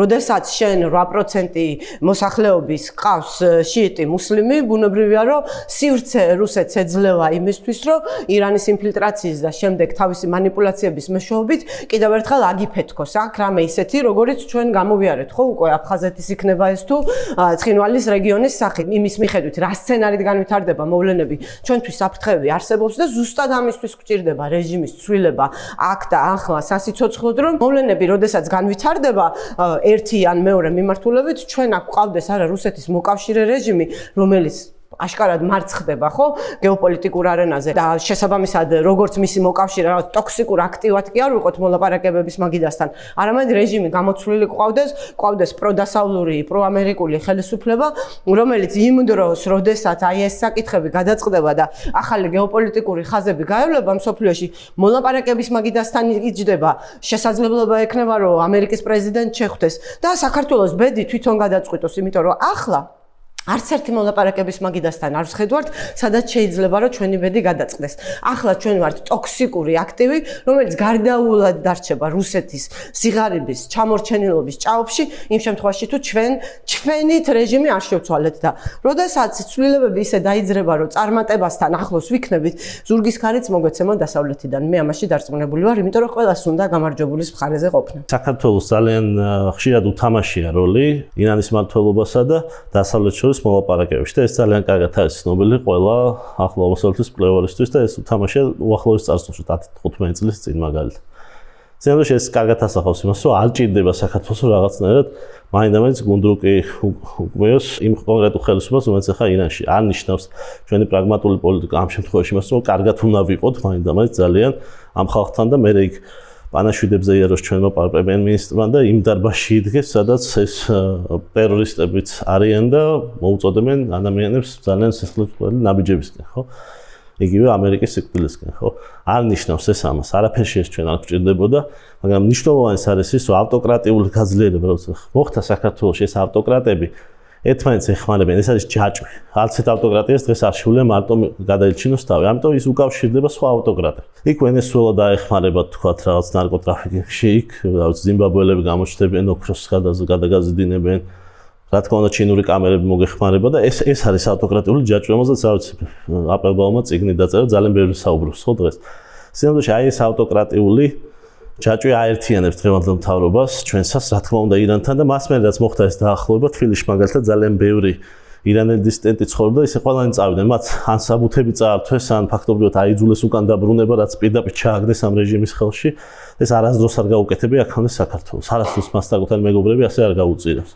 და ეს არის მნიშვნელოვანი, რომ ასეთი მოქმედებები დასრულდეს და ჩვენ ნახოთ გამოსავალი ღირსეული ამ შემთხვევიდან და რა თქმა უნდა ჩვენ მივესალმებით ირანში რეჟიმის ცვლილებას, ვინაიდან ეს იქნება რეგიონისთვის დიდი სტაბილურობის მომტანი, პლუს ამას გაიაფებს ნავთობს, რაც რუსეთისთვის ძალიან ცუდი იქნება, დაასრულებს ალბათ ეს უფრო მალე ომს უკრაინაში და რა თქმა უნდა საბოლოო ჯამში დაასუსტებს ამ ჩინო-რუსულ გავლენას, რომელიც საქართველოში რა თქმა უნდა იგრძნობა ქართული ოცნების პირობებში და არ მისცემს საქართველოს ეს გავლენა საშუალებას, რომ გახდეს ევროკავშირი და ნატოს წევრი, თუ ის არ შემცირდა და ჩვენ ამისთვის ვიბრძვით, რომ ის შემცირდეს. გარე ფაქტორები ძალიან მნიშვნელოვანია, რაც ხდება ზოგადად გლობალურად, რასაც ვუყურებთ. დღევანდელი მოკავშირეები ვინყავს, ხო? არის რუსეთი, ჩინეთი, ძიმე ეკონომიკური სანქციები, ნუ იძულებული უკვე ნელ-ნელა რაღაცნაირად გამოსავალი იპოვოს. თუ დაუშვათ ირანი იცვლის კურსს და ხდება პროდასავლური ქვეყანა, რაც უკვე მთელ ჩვენს რეგიონს ცვლის, იმიტომ რომ დღესდღეობით ირანი არ არის მოთამაშე რეგიონში, ინდა სამ სანქციების გამო, აქტივობები აქვს და რაღაც პოლიტიკა დააშენება, მაგრამ ნუ ბევრად უფრო სუსტად არის წარმოქმნილი. რუსეთის და ირანის ინტერესები ემთხვევა ერთმანეთს, ორივე არის ანტაგონისტურად განწყობილი დასავლეთის მიმართ. თუ ეს იცვლება, რაც უკვე რუსეთი კარგავს ძალიან სერიოზულ მოკავშირეს ამ მიმართულებით. საკმაოდ დიდ გავლენას ახდენს უკვე ჩვენს რეგიონზე და არა მარტო ჩვენს რეგიონზე. თუ აქვს ნორმალური ურთიერთობა დასავლეთთან და არა რაღაც ეგეთი ანტაგონისტური. კიდე ერთი აღსანიშნავია ამერიკა-ირანის ურთიერთობები ძალიან საინტერესო, არ არსებობს დიპლომატიური ურთიერთობა 1980 წლიდან. როდესაც მოხდა ამერიკის საელჩოს ძევლად აყვანა თეირანში და 454 დღე ამერიკის საელჩომ ძევლად იყო აყვანილი ეგრეთ წოდებული სტუდენტების, ისლამისტი სტუდენტების მიერ. ანუ მანდაც ძალიან დიდი მნიშვნელობა აქვს იგივე ამერიკა-ირანის და ურთიერთობებს და როგორ გამვითარდება ეს მომენტი. დღესაც უყურებთ, ხო, აშკარად იცვლება თან ძალიან სწრაფად. სამყარო. ფინანსსაც ეთუყება. შეუძლებელია დღეს ვიღაცა დარჩეს იზოლაციაში. ხოლოდ მაღალი საზოგადოებრივი პროტესტი, როგორც წესი, არ არის ხოლმე საკმარისი რეჟიმის ცვლილების. ეს არის აუცილებელი ფაქტორი, მაგრამ ამასთან ერთად საჭიროა ამ პროტესტმა შექმნას ისეთი წნეხი, რომ რეპრესიულმა აპარატმა ვეღარ შეძლოს ბრძანებების და ვეღარ გაბედოს ბრძანებების შესრულება, როდესაც მას უბრძანებენ, რომ ქუჩაში დახოცოს ხალხი და ასე შემდეგ. ამ ეტაპამდე ჯერ ეს წოლა არ მისულა, ასევე ჩვენ ვხედავთ იმას, რომ არიან მაღალჩინოსები, რომლებიც პროტესტის ნიშნად გადადგნენ და რამე ცვლილებების ხარდამჭერი მოწოდებები გააკეთეს. ამას განაპირობებს, რა თქმა უნდა, შიში, იმიტომ რომ ეგეთი მაღალჩინოსანი პირველ რიგში ყველაზე მკაცრად დაისჯება და ასევე, რა თქმა უნდა, იდეოლოგიური სიმყარე, რომელიც ამ რეჟიმს გააჩნია. ხო შეიძლება რეჟიმს არ უჭერს მხარს მოსახლეობის დიდი ნაწილი, მაგრამ ვინც უჭერს ისინი არიან რადიკალიზებული და ამ ყველაფერს აქვს პოლიტიკური და რელიგიური იდეოლოგიური საფუძველი, რაც ძალიან მყარია. ამ შიდას თუ გამოვაკლებთ საგარეო ჩარევით რეჟიმის შეცვლაზეც რთულია საუბარი, იმიტომ რომ ეს უბრალოდ რაღაც საჰაერო ოპერაციით ერთით ვერ მოხდება. ამ რეჟიმმა რაც გამოაჩინა არის ის, რომ რეგენერაცია შეუძლია ლიდერების, ხო? იმიტომ რომ ბოლო 3 წელიწადში გუშაქთა კორპუსის მთელი ელიტა მოკლა ისრაელმა, ნაწილი სირიაში და ლიბანში და უმრავლესობა 12 დღიანი ომის დროს და ყოველთვის ჩდებიან ახლები. ამის გარდა არიან კიდევ ვეტერანები, ვინც უკვე პოლიტიკაში არიან წასულები აქტიური სამხედრო კარიერიდან და ყველას ვერ დახოცა ეგ შეუძლებელია, იმიტომ რომ ეს გუშაქთა კორპუსი 100,000-ობით მებრძოლი ყავს და უამრავი ოფიცერი ყავს და რა თქმა უნდა ამათი ავტორიტეტი ვერ შეეძლება იმას, რაც თუნდაც ყასემ სულეიმანის ჰქონდა, რომელიც ეროვნული გმირი იყო ამ ქვეყნის, ხო? ამის მიუხედავად უნდა გვესმოდეს, რომ როცა ვსაუბრობთ სამხედრო ჩარევით რეჟიმის შესვლაზე, ეს თუ არ მოიცავს რაიმე სახმელეთო ოპერაციის კომპონენტს, ხოლოდ ჰაერიდან დაბომბვით რეჟიმის შესვლა ვერ მოხდება. ამას შეიძლება დაასუსტოს ის და რაღაც სიმბოლური დარტყმა მიეყენოს მოსახლეობას მოტივაცია მისცეს, რომ გამოვიდნენ ქუჩაში, ასევე შეიძლება ეკონომიკური ზეწოლისთვის გამოიყენოს და ნავთობის ინფრასტრუქტურას დაარტყა, თუმცა ეკონომიკა ისედაც ჩამოშლილია და რთულია, ამიტომ ამაზე წასვლა. მაგრამ მთავარი კრიზისი ამ რეჟიმს წინ აქვს და ეს კრიზისი დადგება მაშინ, როცა 86 წლის აიათოლა ალი ხამენეი აღარ იქნება ცოცხალი, იმიტომ რომ ერთია როგორ იცვლება პრეზიდენტები ამ რეჟიმის შიგნით და მარტივად იცვლება, იმიტომ რომ მათ გავლენა არ აქვთ. მაგრამ რაჰბარი ერთხელ შეიცვალა მხოლოდ, როდესაც ხომეინი ჩაანაცვლა ხამენეიმ. ხამენეი უკვე ამდენი წელი არის ხელისუფლებაში და მისი მემკვიდრის საკითხი გაუკვეველია ჯერჯერობით ყოველ შემთხვევაში, რასაც საერთაშორისო მედიაში უკითხულობთ. ერთ-ერთ მემკვიდრეს განიხილებოდა ებრაჰიმ რაისი, ყოფილი პრეზიდენტი, რომელიც აი ამ ავიაკატასტროფაში გარდაიცვალა აზერბაიჯანის პრეზიდენტთან შეხვედრის შემდეგ 2 წლის წინ. რაისი იყო 80-იან წლებში ამ პოლიტიკური ეგზეკუციების ერთ-ერთი მთავარი აღმასრულებელი მოსამართლე, სასამართლოს ლიდერი და დიდი გავლენა ჰქონდა როგორც პოლიტიკაში, ასევე რელიგიური ავტორიტეტიც იყო და ის მოიაზებოდა ერთ-ერთ მის მემკვიდრედ. მის მეორე მემკვიდრედ მოიაზება მისი შვილი, მათ შორის, რომელიც დაკავშირებულია 2009 წლის მასშტაბური საპროტესტო აქციების სასტიკად დარბევასთან და მათ დისკრედიტაციასთან და წარმოადგენს ამ რეჟიმის ყველაზე რეაქციონერულ და რადიკალურ მთას, თუმცა ის დიდად უკვე საჯარო სივრცეში აღარ ჩნდება და არ ვიცი უნდა გამოვიხილოთ თუ არა მის მემკვიდრედ, მაგრამ ნებისმიერ შემთხვევაში ხამენეი დღეს განასახიერებს ყველაფერი იმ ცუდს, რასაც ხალხი აპროტესტებს, ხო, ქუჩაში არავინ არ ყვირის სიკვდილი პეზეშქიანს, ყველა ყვირის სიკვდილი ხამენეის. მისი წასვლის შემდეგ დადგება ძალიან დიდი კრიზისი და ჩვენ ვნახავთ ისეთ საპროტესტო აქციებს იმ მასშტაბის, როგორც ჯერ ირანს არ ვნახავს, ამაში დარწმუნებული ვარ, მათ შორის აი ახლა რაც ვნახეთ ბოლო 1 თვეში ამაზე ბევრად მასშტაბურობს. ირანთან პირდაპირ დაპირისპირებაში და სრულმასშტაბიანი ომი თითქმის ყველა ავტორიტარული ექსპერტი ყოველთვის გამორიცხავდა ამერიკის შეერთებულ შტატებში, თუნდაც იმ შემთხვევაში, რომ დაიწყოს ატომური პროექტი მივიდეს რაღაც დასკვნის ფაზამდე და რაღაც დაიწყოს ირანმა ატომური ასე ვთქვათ იარაღის წარმოება, ერთ-ერთი ურთულესი, იმიტომ რომ კიდევ ერთხელ არის ძალიან დიდი სახელმწიფო, არის ძალიან დიდი ძალის მატარებელი, არა იმდენად რამდენადაც წინააღმდეგობის გაწევა შეუძლია, არამედ იმდენად რამდენადაც რომ ის გააკონტროლო. და ჩვენ ნახეთ დასავლეთს გაუჭირდა ამერიკას ერაყის გაკონტროლება, მით უმეტეს ავღანეთის გაკონტროლება, ეს არის სხვა მასშტაბის, სხვა განსხვავებული ცნობიერება. ნებისმიერი გარე ჩარევა, ეს იქნება ტრამპის ადმინისტრაცია თუ სხვა ადმინისტრაცია, აღვივებს იმ ჭრილობებს, რომელსაც ეყრდნობა რეჟიმი. ირანის რეჟიმი კიდევ ერთხელ რითიც დავიწყე საუბარი, დგას ანტიდასავლურ იდეოლოგიაზე მთლიანად რეგიონში. შესაბამისად, ნებისმიერი აგრესიული ჩარევა დასავლეთის მიმართ ერთის მხრივ ასუსტებს პრაქტიკულად რეჟიმს და მეორეს მხრივ იდეოლოგიურად აძლიერებს, იმიტომ რომ გეუბნება რომ ანუ წარმოიდგინეთ რომ გადმოვიტანოთ ქართულ კონტექსტში ყოველ ჯერზე რომ რუსეთი ხელახლა დაგვესხას თავს და გააღვივოს ანტირუსული განწყობები ჩვენთან. ეს კი არნიშნავს რომ სამართლიანია. ყოველ შემთხვევაში ეს არის ის პოზიცია რაც აქვს და მეორე არის რა ვადა ჭირდება იმისთვის, ამას რა თქმა უნდა ტექნოლოგია ეხმარება და გამჭვირვალეობა და საინფორმაციო დაფარვა ეხმარება, რა დრო დაჭირდება იმისთვის ირანს რომ არ იყოს დამოკიდებული ერთ კონკრეტულ ლიდერზე, იქნება ეს შახი იქნება თუ აიათოლა იქნება თუ სხვა, ერთ ლიდერზე ჩამოკიდებული ავტორიტარული ცნობიერება როდის დასრულდება. ჩვენ ვნახეთ რომ რუსეთში ცარიზმი ჩაანაცვლა სტალინიზმმა და მთელი ამ ტოტალიტარულმა სისტემამ, მერე რაღაცა 90-იანებში იყო მცდელობა რაღაც დემოკრატიული მმართველობის ელცინის სახით და მოგვცა ისე უკა რეაქცია, ასე ვთქვათ, პუტინიზმის ჩამოყალიბებით. ანუ აქ არის ლაპარაკი რა სისწრაფით უწყობს ხელს ტექნოლოგია თანამედროვე, ასე ვთქვათ, მობილურობა და გლობალური გარემო აი ამ ავტორიტარული მენტალობის ნგრევას. ეს არის ერთ-ერთი უმთავრესი და ამას კიდევ ემატება ისლამური ტრადიცია, რომელიც რადიკალურად განსხვავებული არის ქრისტიანული ტრადიციისგან. ეს არის ის კომპლექსური შეხედულება, რაც ნიშნავს როგორ უნდა ჩამოშორდეს. ჩვენ ნახეთ საქართველოშიც იგივე, როცა ადარებენ საქართველოს, ხო, რა ჯდება დასავლური რეფორმების განხორციელება. შემოტანას, ყოველ შემოტანას ახლავს უკუცემას, უკუცემის ზალა არის. ახლავს რეაქცია, გეუბნებიან, რომ ვიღაცას უნდა შენი ქართველობის წართმევა, ვიღაცას უნდა შენი რწმენის წაშლა, ვიღაცას უნდა შენი იდენტობის გაქრობა და ამას მე ახლავს უკუცემის ზალა აქვს და რეაქცია აქვს და ამას ხედავთ ყოველდღიურად და ამაზე ხდება სპეკულირება. თქვენ წარმოიდგინეთ იგივე რომ გავზარდოთ მასშტაბში იმპერიული ამბიციების მქონე სახელმწიფოში, რომელიც 3000 წელიწადი იმპერია აქემენიდები ექნო თუ ზოროასტრიზმი თუ სულ უძლიერესი სახელმწიფო იყო ინდოეთის ოკეანიდან და ხმელთაშუა ზღვამდე. დღეს ჩვენთან ლაპარაკობენ დავით აღმაშენებელს თამარ მეფეზე. წარმოიდგინეთ ირანში რა დაშრევება არსებობს იდენტობის, ეროვნული იდენტობის.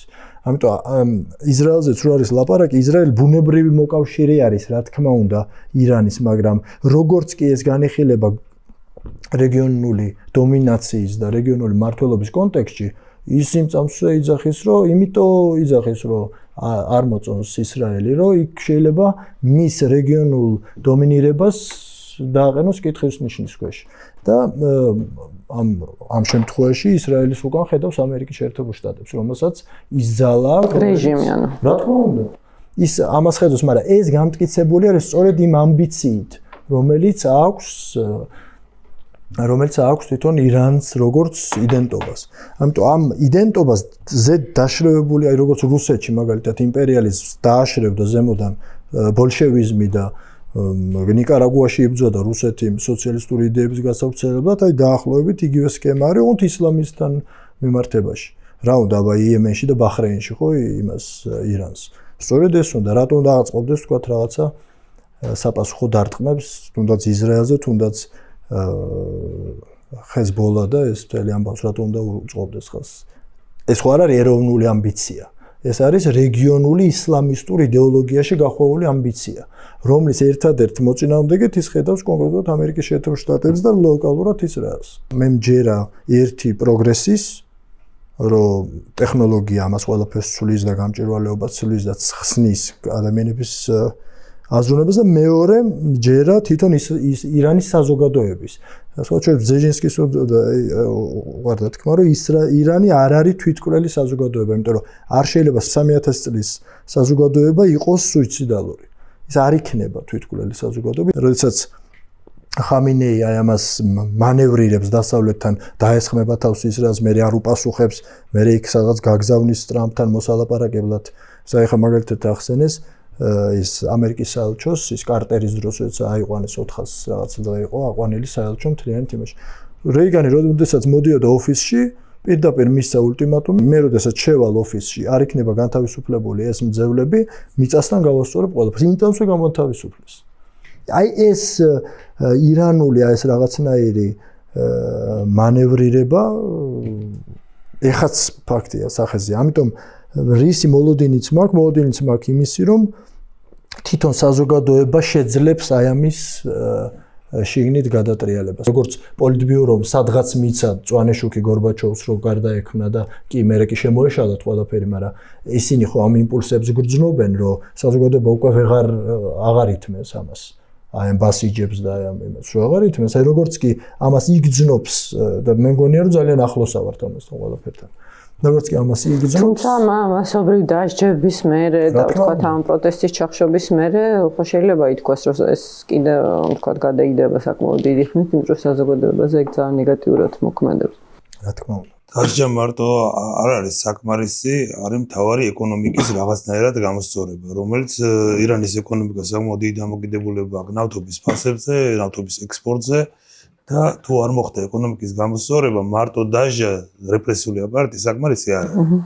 ანუ მან ეს კი არ არის დღევანდელი პროტესტი რატო არის საინტერესო. ეს კი არის რაღაც იდეოლოგიის გამო ვიღაცას არ მოსწონს. ამ უბრალოდ ყველა სფერო მოიცვა, რომ და სოციალური საკითხი ძალიან მნიშვნელოვანია. და თუ ამის გამოსწორება არ მოხდა, დღეს არ ჩანს ამის პერსპექტივა, რა არის ხარჯზე გასწორდეს. ნავთობის ფასების გაძვირება მაინც და მაინც მე მგონი პროგნოზირებადი დღეს არ არის. ხო დღევანდელ პოლიტიკასაც უყურეთ, პირიქით კლებულობს ფასები. ირანის ნავთობის ექსპორტი, ну რაღაც ჩინეთზე დამოკიდებულება, ეგეც პრობლემურია, ხო? ჩინეთ-ირანის ურთიერთობა, იგივე თუ დასავლეთის რაკურსით შევხედავ და პერსპექტივით. ანუ რეალურად დღესდღეობით ირანს ერთ-ერთი აქვს რაღაცნაირად სულ ერთია იცვლება მმართველობა არის იცვლება მმართველობა რაღაცა ნაბიჯები უნდა გადადგას პოლიტიკის შეცვლის მიმართულებით. მათ ამ კრიზისის თავიდან არიდება შეეძლოს, როდესაც 12 დღეობამდე ამერიკასთან აწარმოებდნენ მოლაპარაკებებს ომანის შუამავლობით, მათ ამ მოლაპარაკებებს ამდენიმე რაუნდი გამართეს, სადაც ბოლოს უკვე სანამ ომი დაიწყებოდა, ბოლოს უკვე ამერიკა იმასაც კი დათანხმდა, რომ თავიდან პირობა იყო, რომ მათ საერთოდ არ უნდა ჰქონოდათ ურანის გამდიდრების უფლება და უკვე ზომაზე მეტად გამდიდრებული ურანი უნდა გადაეცათ რუსეთისთვის და გაეტანათ და მხოლოდ სამოქალაქო პროგრამასაც სჭირდება იმ დონეზე გამდიდრებული დაეტოვებინათ და აი ბოლოს ძალიან დიდი დათმობა ამერიკის და ისრაელის მხრიდან რაც იყო ის რომ უცხეს რომ რაღაც ლიმიტებში თქვენც შეგიძლიათ გამდიდროთ ურანი ამის მიუხედავად ამაზე მათ პასუხი არ გასცეს და აქ უკვე მიხვდნენ რომ ეს იყო უბრალოდ წელავდნენ ამ მოლაპარაკებებს და არაპირებდნენ დათანხმებას და უკვე კიდე შემდეგი რაუნდი რომ დაწყებულიყო იმის იქამდე 2 დღით ადრე დაიწყო ეს 12 დღიანი ომი რადგან მიხვდა ისრაელს და ამერიკას რომ ისინი არაპირებდნენ ამას დათანხმებას ამას რომ დათანხმებოდნენ ამ ესკალაციას და ყველაფერს მე რაც მოხდა ომი და ეს საპროტესტო აქციები და ასე შემდეგ თავიდან აირიდებდნენ იმიტომ რომ მე შეიძლება ამერიკასთან საუბარი დაეწყოთ რაღაც სანქციების შემსუბუქებაზე და ეს სანქციების შემსუბუქება ან მათი აღსრულების შემსუბუქება მნიშვნელოვნად ბუსტს მისცემდა მათ ეკონომიკას, მაგრამ ძალიან არაპრაგმატულად მოიქცნენ და ახლა უკვე აი ამ მდგომარეობაში ჩაიგდეს თავი, რომელშიც არიან. ვირტუალური შეთანხმება, რომელიც 2015 წელს დაიდო, რომელიც მე ამერიკის მიერ იქნა დარღვეული და გამოსული, პრეზიდენტ ტრამპი გამოვიდა 2018 წელს, პრეზიდენტი რუჰანი იყო მაგდოს ირანში და საკმაოდ პერსპექტივა ჩანდა, რომ რაღაცნაირად შეიძლება სიტუაცია შეიცვალოს. მიხსეულიც იყო შეთანხმება ურანის გამდიდრებაზე, ეს პროცენტები ასე შემდეგ. თუმცა ისრაელი უყურებდა ნეგატიურად ამ სიტუაციას, თვლიდა რომ ირანი არ ღვევს ამ პირობებს და როგორც კი მოვიდა ტრამპი, პრაქტიკულად ეგრევე და პრეზიდენტ ტრამპი ოფისში ეგრევე დატოვა ეს შეთანხმება. ეს თემა საკმაოდ მძიმეა, ეს ბირთვული საკითხი ირანის და ამ 12 დღიანმა ომაც აჩვენა და პრინციპში ამ მოვლენებად საკმაოდ დაასუსტა ირანი. შიგნით ირანელების აქმაც შეიცვალა, დარწმუნებული ვარ თავისი მთავრობის და მმართველობის მიმართ. ირანს აი ამ იდეას მიზიარება აქვს უნიკალური უნარი, ახერხებს რაღაცნაირად ამ სიტუაციიდან გამოსვლას და აღდგენას. ანუ ეს არ ნიშნავს რომ აუცილებლად რაღაც უნდას უყურებელი ჩამოიშალოს. და კიდე ერთი თემა გარეჩარევაზე როცა ვლაპარაკობთ, გარეჩარევა საკმაოდ პრობლემურია ირანის მიმართებაში, იმიტომ რომ შეიძლება პირიქით კონსოლიდაცია გამოიწვიოს შიგნით მოსახლეობის, იმიტომ აქ ძიმე მეხსიერება განსაკუთრებით მე-19 საუკუნის ბრიტანელებთან ურთიერთობის, იგივე მე უკვე ამერიკელებთან და რაღაცნაირად გარეჩარევა პირიქით შეიძლება რაღაც მომენტში მაკონსოლიდირებელი გახდეს. ამ ეტაპზე კი რაღაცნაირად როცა პროტესტია რაღაც იმედის თვალით უყურებდნენ ალბათ პროტესტანტები და ვინც გამოდიოდა, მაგრამ საბოლოო ჯამში შეიძლება საერთოდ უკური აქცია კონდეს და არა დადებითი. ვინაიდან ირანი ძალიან რთული კომპლექსური ქვეყანაა და საზოგადოება რთული, ერთი რაღაცა იმის რეცეპტი როგორ უნდა გამოვიდეს, არ არსებობს ვერცერამი ვერ იტყვის ალბათ. საბჭოთა კავშირის ხო ეკონომიკის სისტემა დაასუსტა. ამიტომ სტრატეგია თვითონ დასავლური არის ირანის გრძელვადიანი, ასე ვთქვათ, ეკონომიკური იზოლაცია და მოხრჩობა, ასე ვთქვათ, ამ რეჟიმის იმ გაგებით, რომ აი ეს კონსოლიდაცია არ მოხდეს და შიგნიდან დასუსტეს ეკონომიკურათაც და იდეოლოგიურათაც, ამავე დროს მოაშორონ ის გარე მოკავშირეები, ვინც მას ყავს იდეოლოგიური, თუნდაც ხეზბოლა. ირანმა მოახერხა ის, რომ მასზე პირდაპირ დარტყმა არ მიუტანიათ. ის ახერხებს, ასე ვთქვათ, მისი ასე ვთქვათ, პროქსი მოკავშირეებით, მუდმივად რომ კერები გადაიტანოს სხვაგან. და ეხლა უკვე მისი მოკავშირეები აღარ არიან, ის უშუალოდ მასთან მივიდა ეს ყველაფერი. 3-4 წლის შუალედში ჩანს როგორი ვარდნა არის ეკონომიკის და როგორი გაფერფთალება ხდება მთლიანად გარემოსი, აი რაღაც ხუნდება გარემო. ის ძლიერება და ის რაღაც მანევრირება სულ უფრო შეზღუდული აქვს. ერთხელ შევედი მახსოვს ირანში მაღაზიაში და ირანის რუკა იყო და რომ დახედოთ ირგვლივ სულ ყველა არის დასავლეთის ან ამერიკის მოკავშირე ქვეყნები. აი ახსენეს სამკუთხედი, რომელიც არის ისრაელი, აზერბაიჯანი და თურქეთი, მთლიანად აქცევს გეოპოლიტიკურ წრეში ამ იმას რა ქვია ირანს. ამიტომ ესე მარტივად ირანის საქმე არ არის, მით უმეტეს რუსეთიც გადართულია და ესეთ დასუსტებული ამ უკრაინასთან. ირანის ცვლილება მთლიანად შეცვლის ძალიან ბევრ რაღაცას. გლობალურ ცვლილებას გამოიწვევს, ჩემი აზრით, ესეთი. მიუხედავად იმისა, რომ ამას ჭირდება ცნობიერების ძალიან ხანგრძლივი და ესეთი ეტაპობრივი ცვლილება. მიუხედავად ტიპოლოგიური მსგავსებისა, ქართული ოცნების რეჟიმის შედარება ირანის თეოკრატიულ რეჟიმთან არის არასწორი იმის გამო, რომ ყოველთვის თავიდანვე 40 წელზე მეტი ხანი არსებობს ღრმა იდეოლოგიურ საფუძვლებზე შესაბამისი ბუნებრივი რესურსებით, მათ შორის სახელმწიფო და საგარეო პოლიტიკური და სამხედრო და უსაფრთხოების აპარატითაც რა. არც ერთი მსგავსი მიახლოებული სიძლიერის ინსტრუმენტი ეს კი ჩვენს რეჟიმს არ აქვს, ამიტომ რაღაცა ირანში რეჟიმის ვერ გადატეხვა თბილისში ჩვენი წინააღმდეგობის ამასთან დაკავშირება უბრალოდ არასწორია. ერთი იმის გამო კიდევ მეორე არის სერიოზული განსხვავება ამ ორი რეჟიმის მასშტაბებში. მეორე, რაც შეეხება ინტერვენციას, ინტერვენცია მე მაქვს განცდა, რომ არ განხორციელდა ამერიკის შეერთებული შტატების მხრიდან არა პოლიტიკური ნების არარსებობის გამო, არამედ სამხედრო ტექნიკური თვალსაზრისით არსებობდა მთელი რიგი შეზღუდვები, როგორ შეიძლება მომხდარიყო, ესე იგი სახმელეთო ოპერაციის გარეშე რეჟიმზე ზემოქმედება, ისე რომ ამას გამოეწვია აუცილებლად წინააღმდეგობის გამარჯვება, ხო? იმიტომ რომ რეჟიმი შეიძლება დააზუსტოს საჰაერო ზემოქმედებით, მაგრამ აი ავტომატურად არ ნიშნავს, რომ თქვა ანადგურებ იმ ძალებს, რომლებიც ამ ადამიანებს ფიზიკურად ანადგურებენ. ეს იყო ამერიკელების ძირითადი შიში და ჩემი აზრით ამ შემთხვევაში სუფთა სამხედრო თვალსაზრისით და თქვა უსაფრთხოების თვალსაზრისით ახსნადი შიშია. მე არ მაქვს განცდა, რომ ტრამპს თქვა ინტერვენციონიზმის შეეშინა, იმიტომ რომ ცოტა ხნის წინ როდესაც ის დარწმუნებული იყო, რომ ოპერაცია შეიძლება და ქონოდა წარმატება, ეს განახორციელა. ამიტომ ეს ობიექტური შეზღუდვები გასათვალისწინებელია, ოღონდ აქვე უნდა ითქვას, რომ ამ ობიექტური შეზღუდვების რაღაცნაირი შემცირება მათი ეფექტების დროსა და სივრცეში შეიძლება მოხდეს. ორმა რამემ განაპირობოს. ერთი ამერიკული მხარის როგორც სპეცსამსახურების ისე შეიარაღებული ძალების უკეთ მომზადება, იმიტომ რომ სხვა ოპერაციების დროს მათ გაცილებით დიდი დრო ჰქონდათ მომზადებისთვის. ამ შემთხვევაში მნიშვნელოვანი იქნება ადგილზე რაღაც ტიპის ინფრასტრუქტურის შექმნა, რომელიც მათ დაეხმარებათ, რომ რეჟიმის ცვლილება განახორციელონ შემდეგი სტაბილიზაციის გარანტიებით.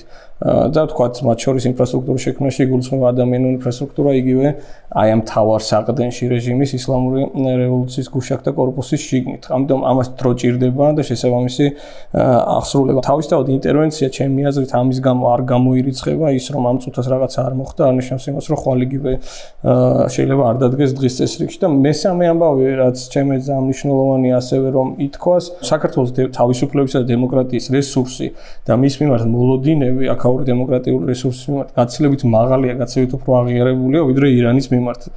იმის გამო, რომ იქ 40 წელი და მეტი იყო ჩაცემენტებული ეს რეჟიმი. ანუ იმის გამო მინდა რომ დასავლეთში რეაქციები, იგივე მხარდაჭერის თვალსაზრისით და მგრძნობელობა აქაური წინააღმდეგობის მიმართ გაცილებით უფრო აქტიური იქნება ნებისმიერ შემთხვევაში. ეს არ გულისხმობს რა თქმა უნდა სამხედრო ჩარევას და არც გვჭირდება სამხედრო ჩარევა, ჩვენი ამოცანა განსხვავებულია, ჩვენ არ ვებრძვით კიდევ მეორე რაღაცა კარგად ჩაცემენტებულ და ჩასანგრებულ რეჟიმს, ჩვენ ვებრძვით ძალიან სუსტ რეჟიმს, რომლისთვისაც ჩვენ გვჭირდება უბრალოდ ადამიანთა მობილიზება, მათი დარწმუნება და საგარეო პოლიტიკური მხარდაჭერა. ანუ ამ რამდენიმე რამის ერთობლიობამ უნდა გამოიწვიოს ამ ქვეყანაში ცვლილება, რომელიც გაცილებით მარტივი იქნება კიდევ მეორე, ვიდრე ეს ირანში შეიძლება იყოს.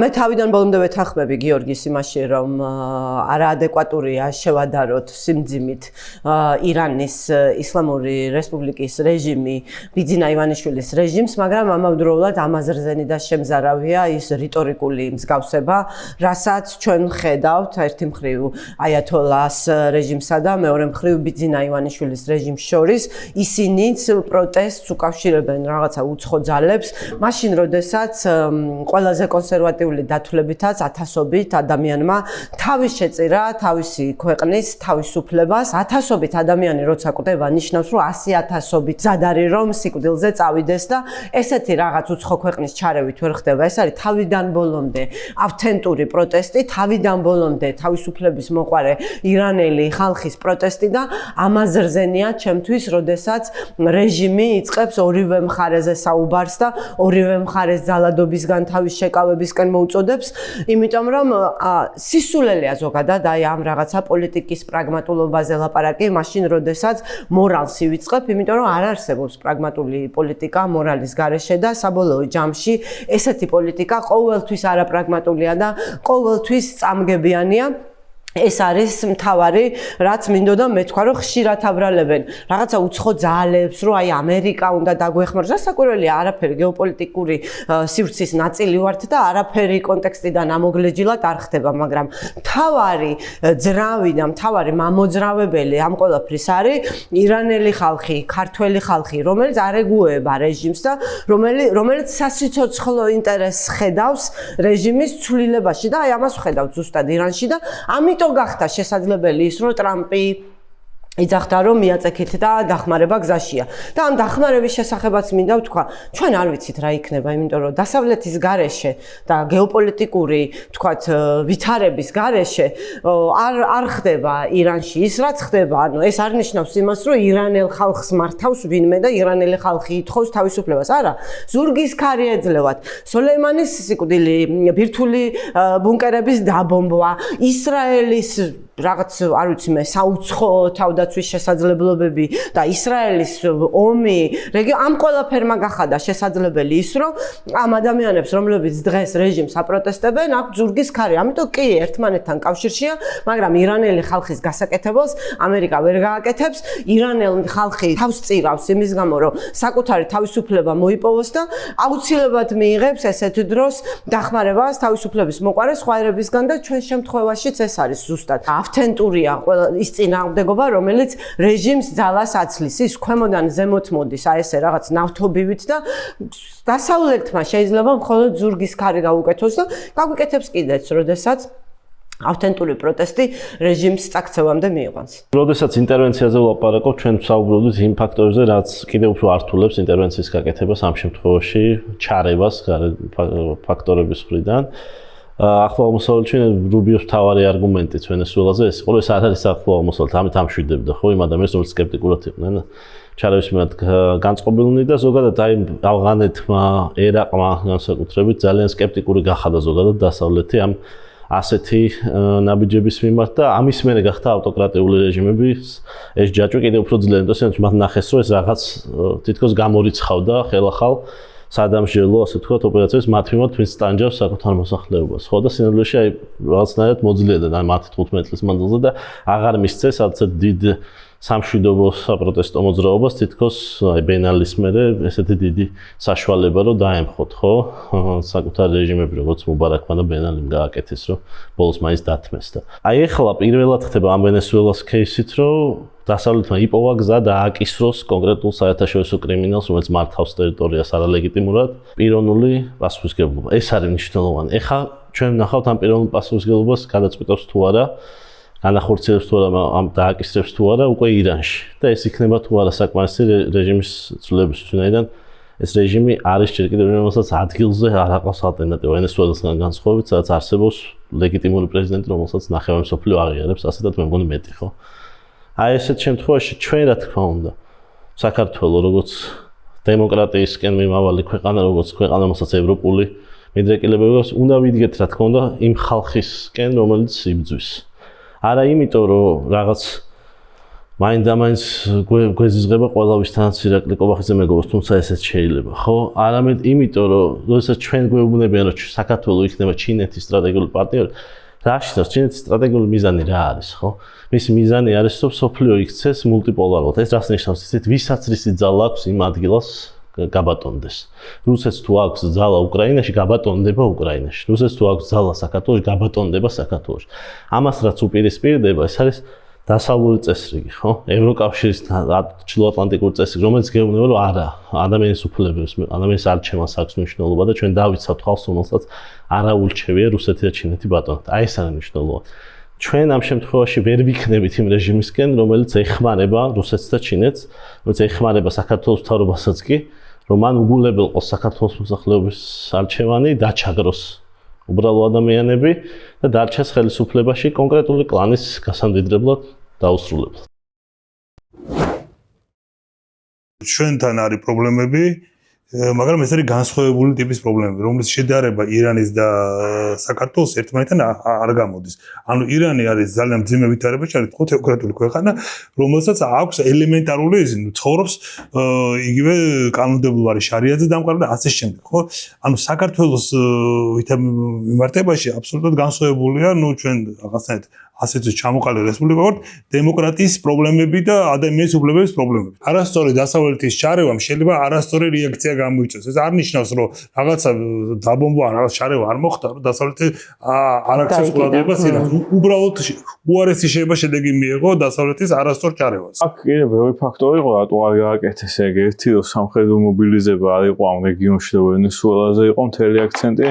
მეორე, ტრამპი ძალიან დიდ ყურადღებას უთმობს კატარის და სხვა არაბული ქვეყნების მოსაზრებებს, იმიტომ რომ მნიშვნელოვანი ეკონომიკური პარტნიორები არიან ამერიკის და ასე შემდეგ, აღარ გავაგრძელებდა, ამიტომ მათი წინააღმდეგობა იყო, ამიტომ მე ისინი გახდებოდნენ ირანის საპასუხო დარტყმის სამიზნე, რადგან მათ ტერიტორიაზე ამერიკული ბაზებია. ასევე ირანს შეიძლება ეცადა სპარსეთის ყურის ჩაკეტვა, საიდანაც მთელი მსოფლიოს ნავთობის, არ ვიცი, 30 თუ 40% გამოდის და ბევრი ბერკეტი აქვს, რომლითაც შეუძლია მსოფლიო ეკონომიკაზე გავლენა მოახდინოს. ასევე ისრაელის წინააღმდეგი იყო ამ დარტყმის, იმიტომ რომ რადგან ამერიკული სამხედრო ძალა არ იყო მობილიზებული საკმარისად და არ იყვნენ დარწმუნებული, როგორ დაიცავდნენ თავის ცას. და ამ ეტაპზე ჯერ თავს იკავებდნენ, თორე ზოგადად ისრაელს უნდა ახალი სამხედრო კამპანია ირანში, იმიტომ რომ ძალიან სწრაფად აწარმოებენ ბალისტიკურ რაკეტებს და წარმატებით და ისრაელი თulis რომ ეს მისთვის დიდი საფრთხეა. ამ ფაქტორებმა განაპირობა ის, რომ და ასევე თავარი დამავიწყდა, რაც უნდა თქვა, არ არსებობდა გაზომვადი მიზანი და მე ამ მიზნის მიღწევის რაღაც პარამეტრები მივაღწიეთ თუ არა, რაც მე მიგვიყვანდა იმამდე რომ რეჟიმი შეიცვლებოდა და ამის გარეშე რატომ უნდა დაიწყო წინა ოპერაციას ძალიან მარტივი მიზნები ჰქონდა, ხო, ბომბავთ ბირთვულ ობიექტებს, ბომბავთ გუშაქთა კორპუსის ელიტას, ფიზიკოსებს, ბალისტიკური რაკეტების გამშვებ მოწყობილობებს, მათ საწარმოებს და მეტნაკლებად მიაღწიეს თავის მიზნებს, ხო, წარმატებით და ახლა ესეთი ამოცანა არ არის სამხედრო თვალსაზრისით, რასაც დაისახა. უშუალოდ მაგაზე პასუხი ძალიან ისეთი მოკლე არის, რომ ნებისმიერი ასეთი მასშტაბის სახელმწიფო აქვს გამოწვევა. ზედმეტს ეხმარება, ზედმეტად მასზე დამოკიდებული ხდებიან, ნაკლებს ეხმარება, იკარგება. დემოკრატია იკარგება, პოზიციები იკარგება, პროგრესი. ეხლა რასაც ჩვენ ვუყურებთ ამის ადმინისტრაციისგან, არის ის მოდით აბა ნახოთ რას შეძლებს თავისით ევროპა. რას შეძლებს თავისით ქართული საზოგადოება, რომელსაც მილიარდებით ეხმარება ამერიკის შეერთებული შტატები და ნახოთ რა შედეგი მიიღო ამან. იგივე არის ირანთან მიმართებაში. ამდენი სანქცია 5000-ზე მეტი სანქციაა. ფაქტობრივად სერიოზული დარტყმები განახორციელეს სხვადასხვა მიმართულებით, რაც აქ ახსენეს. თვითონ საზოგადოება არ იმზად, რომ მედგრად დაუდგეს რეჟიმს და რაღაცა ცვლილება განახორციელოს. თუ არ არის, დავინახავთ, შემდეგ გავზით. ეს არის ძალიან პრაგმატული და ჯანსაღი მიდგომა. თორე, როდესაც ამერიკის შეერთებული შტატები ყველა უსაფრთხოების კრიტერიუმს იცავს ევროპისთვის და ამ დროს ევროპა ერთვება ნაკლებად უსაფრთხოების საკითხებზე, არამედ სოციალურ საკითხებზე, ეს რა თქმა უნდა პირდაპირ აღქმული არის მით უმეტეს ესეთი ლიდერებისგან, როგორც არის ტრამპი, როგორც პარაზიტობა. მე ვაფინანსებ შენ უსაფრთხოებას, შენ ამ დროს ჭამ სხვა სახეობის ყველს. გაზარდე უსაფრთხოება, ხარჯები, ამერიკაც აქ არის. ძალიან მარტივი პოლიტიკა, აქ არაფერი ისეთი არ არის. ქართული საზოგადოება რამდენად შეძლებს რომ გაწიოს წინააღმდეგობა ისეთი რეჟიმის მიმართ, რომელიც უკვე გრძელავს ტროტუარზე დგომას. აქ ახლა ქართული რეჟიმის და ირანული რეჟიმის შედარება არასწორიც არის და არაკომპეტენტურიც არის, მაგრამ აი გიგრძალავენ ტროტუარზე სიარულს. რისი უნარი გაგაჩნია.